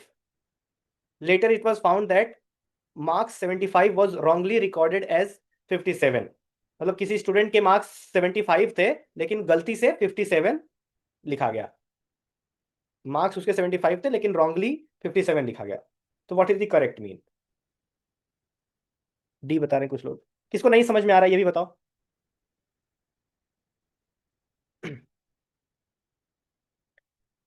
D 59.1 नहीं समझ में आ रहा है? ठीक है, ठीक है, ठीक है। मीन ऑफ 30 मार्क्स, अब करते हैं फिर। Mean marks of 30 students is 58.5, तो यानी मैं ये लिख सकता हूं कि sum of marks, sum of marks upon number of students upon 30 is equal to 58.5। ये तो क्लियर होगा ना, ये तो क्लियर होगा। तो यहां से क्या करेंगे, यहां से सम ऑफ मार्क्स निकाल देंगे। सम ऑफ मार्क्स मतलब जो गलती पहले गलती हुई है ना, रॉन्गली रिकॉर्ड हुआ है पहले ना, तो सम ऑफ मार्क्स यहां से निकाल देंगे। 30 उधर जाएगा तो 58.5 इंटू 30 कितना आ जाएगा? 15 जो 25 16 160, नहीं नहीं यार 175.5, 175.5 ये आ जाएगा। Sum of marks 175.5। अब क्या बोल रहा है, later on it was found that marks 75 was wrongly recorded as 57। यानी किसी स्टूडेंट के मार्क्स 75 थे लेकिन आपने गलती से 57 लिख दिया।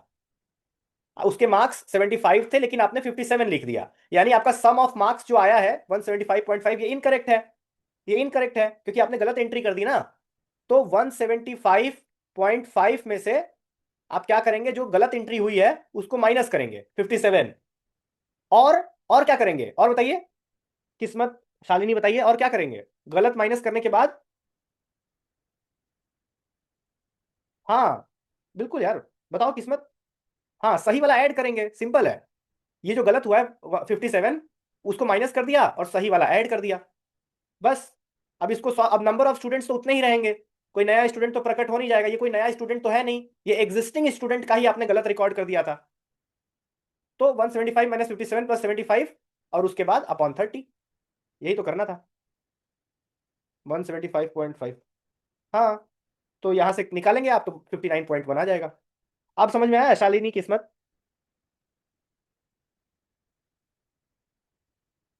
समझ में आया ना? पहले सम ऑफ मार्क्स निकाल लिया, उसके बाद जो इनकरेक्ट है उसको माइनस कर दिया और जो सही वाला है उसको ऐड कर दिया। नंबर ऑफ स्टूडेंट्स तो सेम ही है। यही कॉन्सेप्ट बार बार लगता रहता है मीन वाले क्वेश्चन में। टेंशन मत लीजिए, अभी देखिए अगले और क्वेश्चन आएंगे तो उसमें और क्लैरिटी मिलेगी। चलिए आगे बढ़ते हैं। ये क्वेश्चन करिए, अच्छा सवाल है ये, ईपीएफओ का पीवाईक्यू है।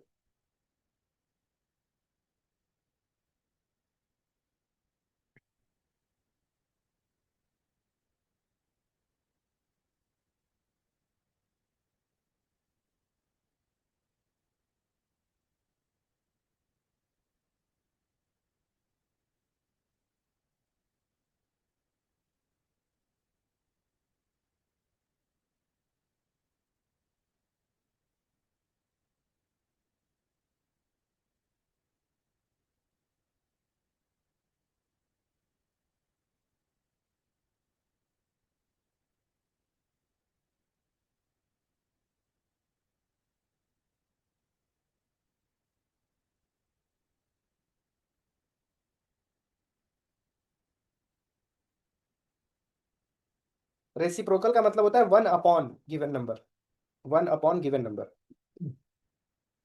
किसको किसको लग रहा है कि अरे ये तो बहुत टफ हो गया, ऐसा कैसे करेंगे, रूट में आ रहा है, ये तो बहुत खतरनाक हो गया। चलिए अच्छी बात है, नहीं लग रहा है ऐसा तो। सिंपल, √3 माइनस √2 का और उसके रेसिप्रोकल का मीन बताना है। तो √3 माइनस √2 ये गिवन नंबर है, प्लस इसका रेसिप्रोकल यानी 1/√3 माइनस √2। और मीन का मतलब क्या होता है, सम ऑफ टर्म्स, ये ऊपर वाला सम है upon total number of terms. Total number of terms कितने हैं, 2। तो अब क्या करेंगे, इसको सॉल्व करेंगे। ऊपर वाला तो ठीक है √3 - 2, लेकिन ये डिनोमिनेटर में है, तो इसको पहले क्या करेंगे, इसको पहले रेशनलाइज करेंगे, इसको थोड़ा अच्छा बनाएंगे, सिंप्लीफाई करेंगे। वो कैसे करेंगे, 1/√3 माइनस √2, इसमें ऊपर क्या करेंगे, इसके मल्टीप्लाई कर देंगे, √3 प्लस रूट से मल्टीप्लाई कर देंगे, √3 प्लस √2। ऊपर भी मल्टीप्लाई करेंगे √3 प्लस √2, ताकि नीचे वाला बन जाए a plus B into A minus B के फॉर्म में।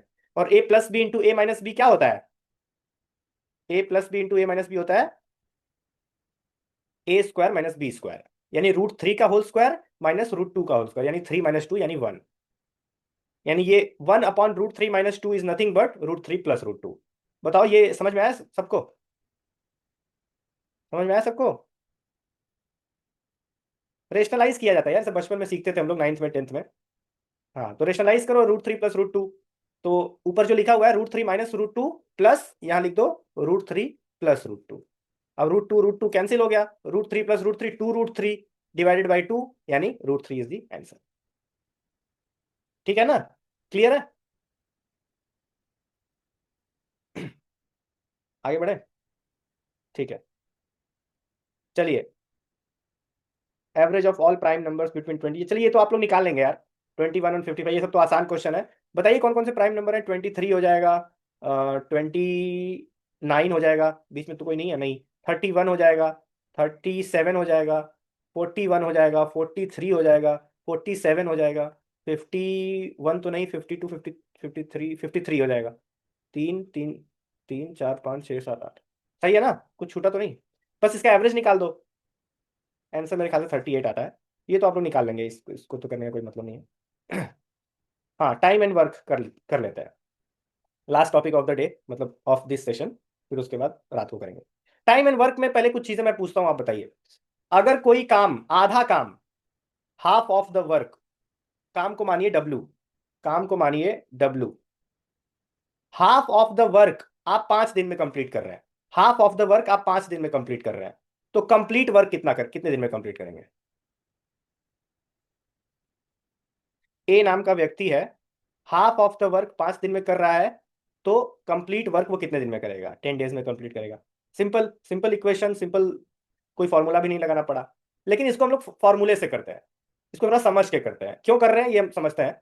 सबसे पहले तो ये आप लोग याद रखिएगा, number of days into 1 day work is equal to total work.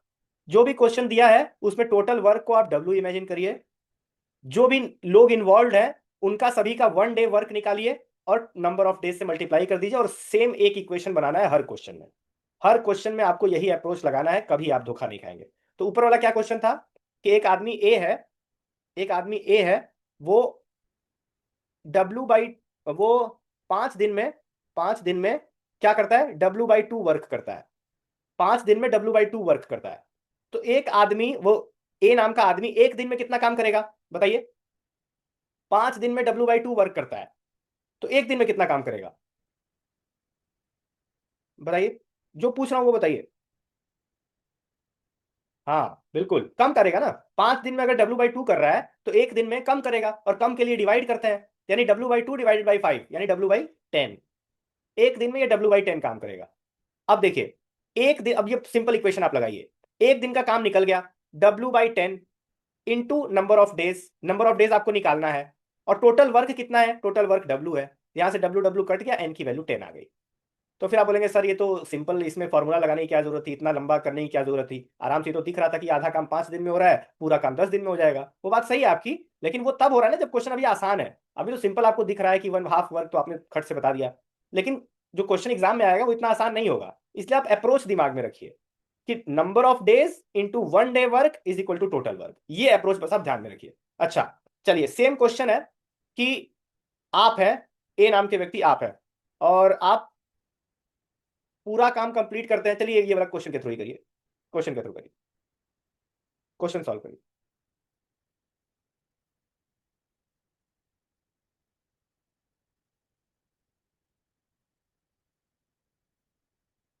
ए नाम का व्यक्ति है,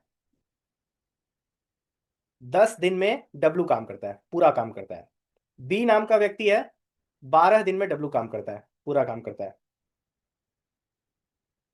दोनों का एक दिन का काम निकालिए, दोनों का एक दिन का काम निकालिए। एक दिन का काम, एक दिन में ए कितना काम करेगा, ए करेगा W/10। बी कितना काम करेगा एक दिन में, W/12। ठीक है, ए का एक दिन का काम W/10, बी का एक दिन का काम W/12। ये अप्रोच से करेंगे ना कभी दिक्कत नहीं होगा। बाकी ये सब एफिशिएंसी वगैरह ये सब, मतलब अभी आप ध्यान मत दीजिए, जैसे मैं बता रहा हूं वैसे आप ध्यान दीजिए। तो W/10 इनका एक दिन का काम, W/12 इनका एक दिन का काम, नहीं आंसर 11 तो नहीं है। W/10 इनका एक दिन का काम, W/12 इनका एक दिन का काम। और फॉर्मूला क्या पढ़ा था हमने, number of days into 1 day work is equal to total work. Number of days हमको निकालना है, n निकालना है, 1 डे वर्क कितना होगा, ए और बी साथ काम कर रहे हैं, यानी W/10 plus W/12 is equal to क्या होगा, is equal to total work, W करना है बस। अब डब्ल्यू डब्ल्यू हर जगह से कैंसिल हो जाएगा। अब इसको आप सॉल्व करेंगे तो एन की वैल्यू आएगी 60/11। पहले क्या किया, हमने क्या किया, एक ए नाम का व्यक्ति 10 दिन में डब्ल्यू काम करता है, तो हमने ए का एक दिन का काम निकाल लिया W/10। बी नाम का व्यक्ति 12 दिन में पूरा काम करता है, तो बी का एक दिन का काम कर लिया W/12। उसके बाद सेम वही फॉर्मूले में अप्लाई कर दिया, n इंटू एक दिन का काम, एक दिन दोनों साथ काम कर रहे हैं ना, तो एक दिन का काम दोनों ऐड हो जाएगा, W/10 plus W/12 is equal to W, यानी टोटल वर्क, तो n की वैल्यू यहां से आ जाएगी। सेम अप्रोच हर क्वेश्चन में आपको लगाना है, सेम अप्रोच हर क्वेश्चन में आपको लगाना है, ठीक है। चलिए मान लीजिए सेम क्वेश्चन में अगर बी बी के साथ साथ एक सी नाम का व्यक्ति आ जाता, सी नाम का, जो कि 15 दिन में काम कंप्लीट करता, टोटल काम 15 दिन में कंप्लीट करता है, तो ये तीनों जब साथ करेंगे तो कितने टाइम में वर्क कंप्लीट होगा, सॉल्व करिए। सी नाम का व्यक्ति भी आ गया जो कि पूरा काम 15 दिन में कंप्लीट कर सकता है, सॉल्व करिए।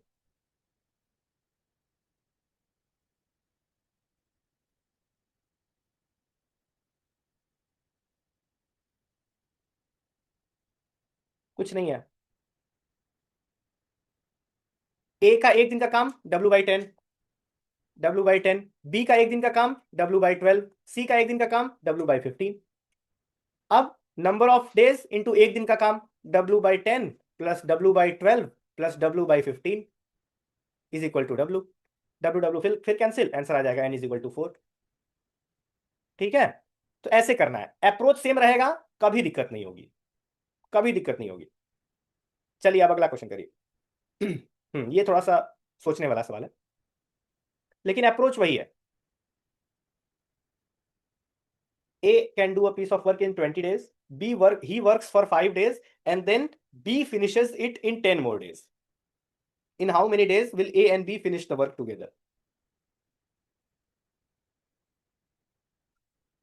शुरू के 5 दिन सिर्फ ए काम करता है, उसके बाद ए चला जाता है, बी फिनिश करता है 10 और दिन में।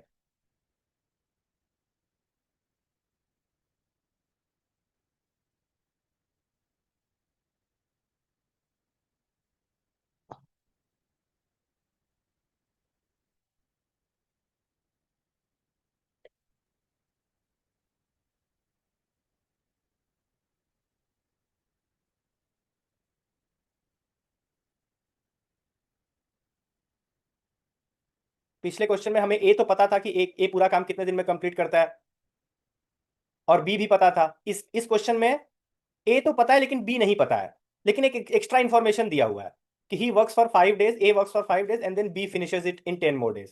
यानी अगर हमें ये पता चल जाए कि बी अगर अकेले काम करे तो कितने दिन में कंप्लीट कर सकता है, तो हम आराम से निकाल सकते हैं।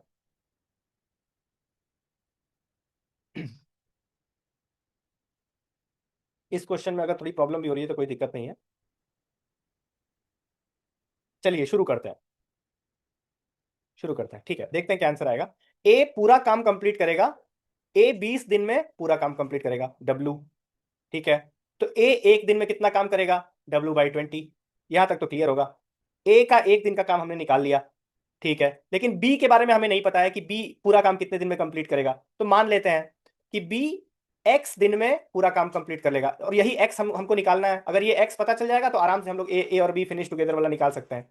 तो बी एक्स दिन में अगर पूरा काम कर रहा है तो बी एक दिन में कितना काम करेगा, W/X, ठीक है।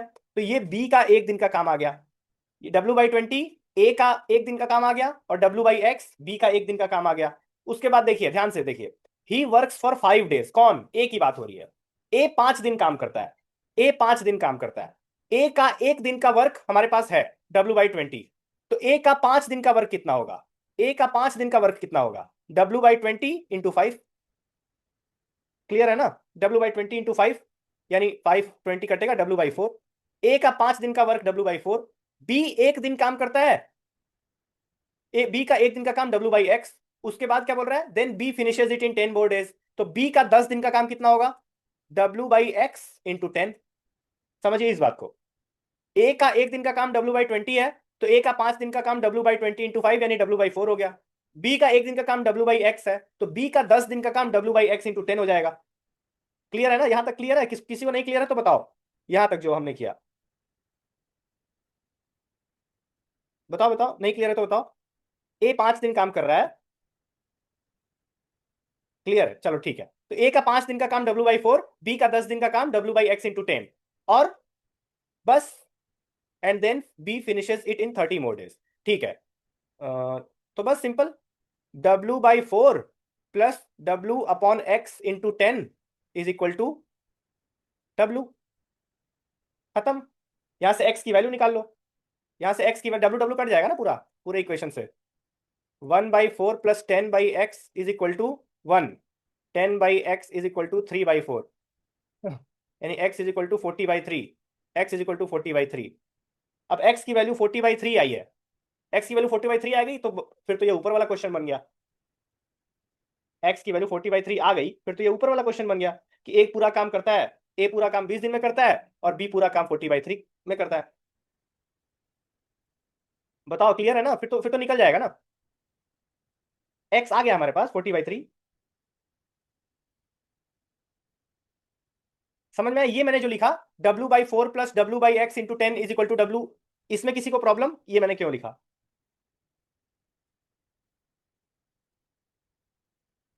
प्रॉब्लम है तो बताओ। नहीं है ना? क्योंकि ए 5, देखिए ए का एक दिन का काम हमने निकाल लिया, तो ए 5 दिन काम करता है, तो W/20 × 5, तो 5 दिन ए का काम प्लस बी के 10 दिन का काम इज इक्वल टू W। बस यहां से एक्स की वैल्यू आ गई, एक्स की वैल्यू आ गई तो ऊपर वाला क्वेश्चन बन गया। फिर उसके बाद सॉल्व कर दो उसको। ठीक है, आगे बढ़ते हैं। थोड़ा सा टफ क्वेश्चन था, यूपीएससी का सी सेट का क्वेश्चन था ये। चलिए ये बताइए, ये भी एक वैरायटी है, पूछता है।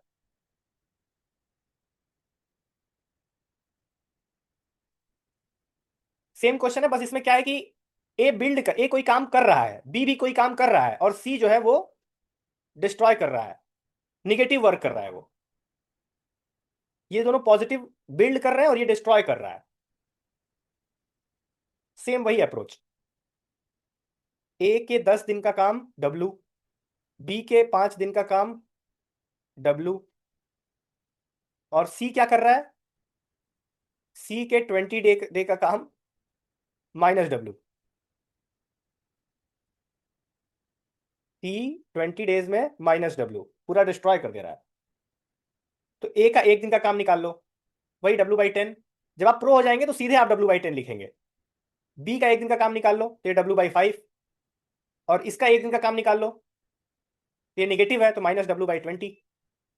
ये वही वाला क्वेश्चन कभी कोई पूछेगा, पाइप और सिस्टर्न, दो नल है, दो नल पानी भरते हैं और एक आउटलेट पाइप है वो पानी को बाहर कर देता है, तो बताओ कि कब पानी पूरा कब भरेगा? तो जो भर रहे हैं पानी उनको प्लस करना है और जो निकाल रहा है उसको माइनस करना है। वही वाला क्वेश्चन है ये।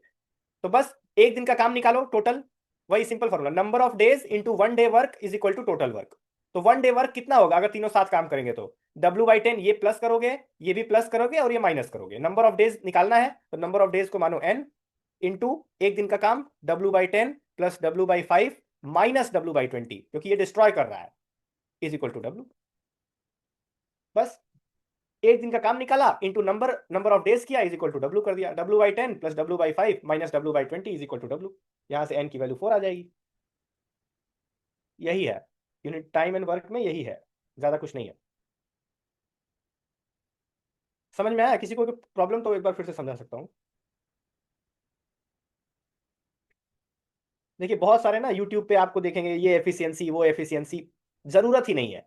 कॉन्सेप्ट आपका क्लियर है, कोई एफिशिएंसी की जरूरत नहीं पड़ेगी। एक फॉर्मूला, हमारा एक सर हुआ करते थे जब हम लोग आईआईटी की तैयारी करते थे, सोचो इतना, मतलब फिजिक्स बहुत टफ होता है उसमें, एक फॉर्मूले से वो कहते थे कि मैकेनिक्स का सारा सवाल सॉल्व हो जाएगा। जो न्यूटन का सेकंड लॉ, F = ma, कोई भी क्वेश्चन, बड़े से बड़ा क्वेश्चन वो यहीं से शुरू करते थे, F = ma। तो simplicity is the ultimate sophistication. आप एक फॉर्मूला याद रखिए और सारा क्वेश्चन उसी में फिट करने की कोशिश करिए, कभी आप धोखा नहीं खाएंगे।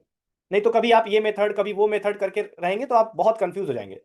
मेथड वाला सही है जो हर जगह, बिल्कुल एक मेथड यार, एक मेथड आप तैयार करो और सारे को उसी सांचे में फिट करने की कोशिश करो, फिर कभी कंफ्यूजन नहीं होगा। ठीक है, तो इस तरह से। चलिए एक और सवाल, मेरे ख्याल से लास्ट है, लास्ट सवाल है। हाँ करिए।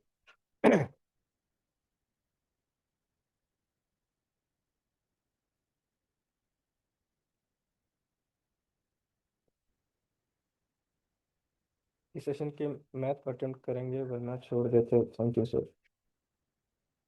हाँ यार, बिल्कुल। कॉन्फिडेंस ही तो की है, कॉन्फिडेंस आपका बढ़ जाएगा तो आप अटेम्प्ट करोगे।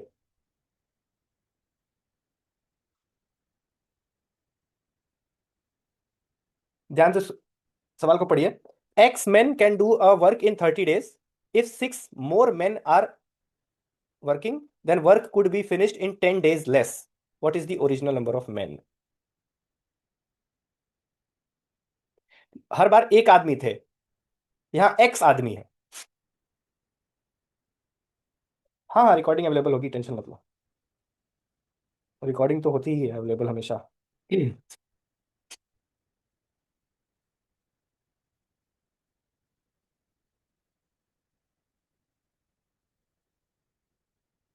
अच्छा वो कंप्यूटर वाला, ठीक है ठीक है ठीक है। चलिए करते हैं। वैसे इतना कठिन नहीं आएगा, ये यूपीएससी का सी सेट का क्वेश्चन है, इतना कठिन नहीं आएगा, टेंशन मत लो। एक्स लोग, एक्स मैन 30 days में पूरा काम कंप्लीट करते हैं, ठीक है। तो एक्स आदमी एक दिन में कितना काम कंप्लीट करेंगे, वही अप्रोच, वर्क बाई 30। अब हर बार क्या होता था, एक ही आदमी होता था, उसका एक दिन का काम निकालते थे, यहाँ एक्स आदमी है। तो हम क्या करेंगे, अगर एक्स आदमी एक दिन में W/30 कर रहे हैं, तो एक आदमी एक दिन में कितना काम करेगा, W/30 अपॉन एक्स, यानी W/30x। पहले ये निकाल लिया, एक आदमी एक दिन में कितना काम कंप्लीट करेगा, W/30x। उसके बाद क्या बोल रहा है, आराम से एक इक्वेशन बनेगा, यहां से एक्स की वैल्यू आ जाएगी, काम खत्म हो जाएगा। If there are 6 men more, 6 men more, पहले एक्स था, अभी 6 men more हो जाएंगे, यानी x+6 हो जाएंगे। Work could be finished in 10 days less. एक दिन में एक आदमी का काम हमारे पास आ गया, W/30x। अब हमारे पास आदमी कितने हैं, कितने आदमी है, कितने आदमी है, x+6 है, x+6 आदमी है हमारे पास। तो जितने आदमी है उनका 1 day वर्क निकालो, जितने आदमी है उनका 1 day वर्क निकालो। एक आदमी का एक दिन का काम W/30x है, तो W/30x इंटू x+6। ये एक आदमी का एक दिन का काम W/30x है, तो 6 men more ऐड हो जाएंगे, तो W/30x इंटू x+6 हो जाएगा। ये जितने अवेलेबल आदमी हैं उनका 1 day वर्क है, ये पूरा कंप्लीट 1 day वर्क। ये तो एक आदमी का था ना, एक आदमी एक दिन का वर्क, अगर 6 more men ऐड हो जा रहे हैं तो पूरा एक दिन का वर्क हो जाएगा, W/30x इंटू x+6। और वो कितने दिन काम कर रहे हैं, work could be finished in 10 days less, पहले कितने में कंप्लीट हो रहा था, 30 में, तो अब ये 20 में ही कंप्लीट हो जाएगा। इज इक्वल टू क्या होगा, डब्ल्यू। समझिए इस इक्वेशन को, समझिए, अगर ये इक्वेशन आप समझ गए तो ये इस क्वेश्चन में कुछ नहीं था। एक्स आदमी 30 दिन में पूरा काम कर रहे हैं, तो एक्स आदमी एक दिन में W/30 काम करेंगे, तो एक आदमी एक दिन में W/30x काम करेगा, एक आदमी एक दिन में W/30x काम करेगा। अब 6 more men ऐड हो रहे हैं, तो यानी ऊपर वाला इक्वेशन क्या था, number of days into 1 day work is equal to total work. ये है नंबर ऑफ डेज, क्योंकि बोल रहा है 10 दिन कम में ही काम हो जाएगा, तो पहले 30 में हो रहा था, तो अब 20 में ही हो जाएगा। तो number of days into 1 day work, 1 day work किसका, जितने आदमी है उनका, कितने आदमी है टोटल, x+6 आदमी है टोटल। यहां से x की वैल्यू निकाल लो, हो गया क्वेश्चन।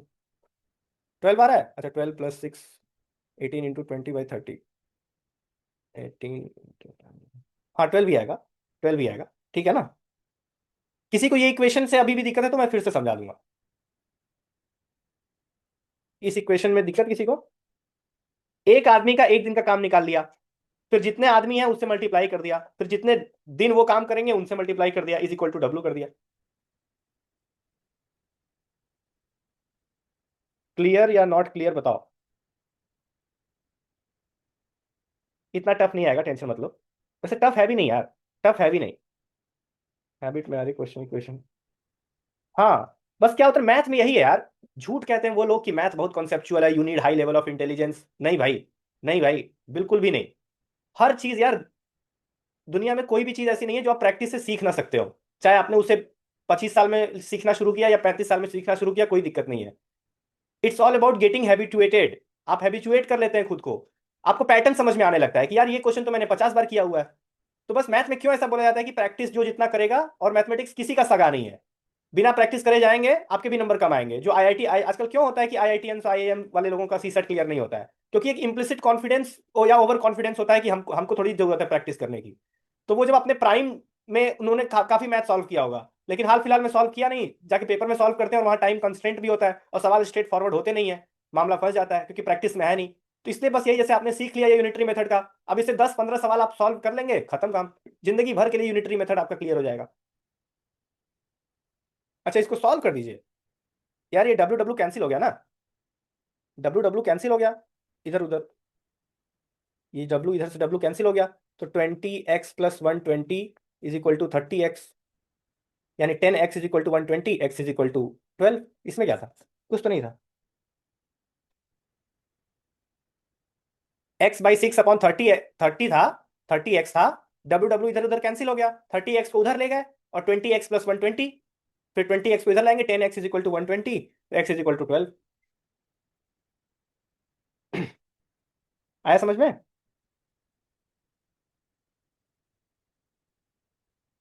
समझ में आया शालिनी? ठीक है, ठीक है। तो वही मैं कह रहा हूं कि प्रैक्टिस कर लीजिए। प्रैक्टिस आप कर लीजिए, मैथ में कभी मैथ में समस्या नहीं होगी। एक बार कॉन्सेप्ट आपने सीख लिया, प्रैक्टिस कर लिया, फिर बल्कि आप ज्यादा सही सॉल्व करेंगे बजाय उसके जिसका मैथ बचपन से स्ट्रांग है। क्योंकि देखिए, इस दुनिया में सबसे रेयर कॉम्बिनेशन वो होता है जो कि टैलेंट और हार्डवर्क दोनों साथ में हो। जो बहुत ज्यादा टैलेंटेड लोग होते हैं वो हार्डवर्क नहीं कर पाते हैं, और जो बहुत ज्यादा हार्ड वर्किंग होते हैं बेचारे टैलेंटेड ही नहीं होते हैं। तो बहुत रेयर कॉम्बिनेशन है टैलेंट प्लस हार्डवर्क। बहुत सारे लोगों को मैंने देखा है अपने लाइफ में, बहुत टैलेंटेड थे, लेकिन जस्ट बिकॉज कि वो हार्ड वर्किंग नहीं थे। अब जैसे कुछ लोग थे आईआईटी प्रिपरेशन के दौरान हम लोग के हॉस्टल में, मैथ मतलब फिजिक्स के कोई भी क्वेश्चन लेकर जाओ भाई साहब, मतलब वो बंदा पक्का सॉल्व कर देगा, कितना भी आयरोडोव का क्वेश्चन हो या कहीं का क्वेश्चन हो वो सॉल्व कर देगा। लेकिन एग्जाम में नंबर नहीं आते उसको, उसके पता है क्यों? क्योंकि उसको उसमें एक कॉन्फिडेंस होता है कि अरे यार अब हम स्टैंडर्ड रिजल्ट याद थोड़ी करेंगे, अब हम फॉर्मूले याद थोड़ी करेंगे। वो फॉर्मूला डिराइव करेगा वहां बैठ के। तो यही इसी चक्कर में नहीं पढ़ना है। इजी रूट पकड़िए। और आपको कौन बोल रहा है यार कि 15 में 15 सॉल्व करना है आपको मैथ में? आपको 15 में बस 10 सॉल्व करने हैं, वो भी आसान वाले। तो ये आप ध्यान दीजिए, कम सॉल्व करना है और सही सॉल्व करना है, एक्यूरेसी ज्यादा इंपॉर्टेंट है। तो ये आप ध्यान दीजिए, बाकी सब कुछ अच्छा होगा।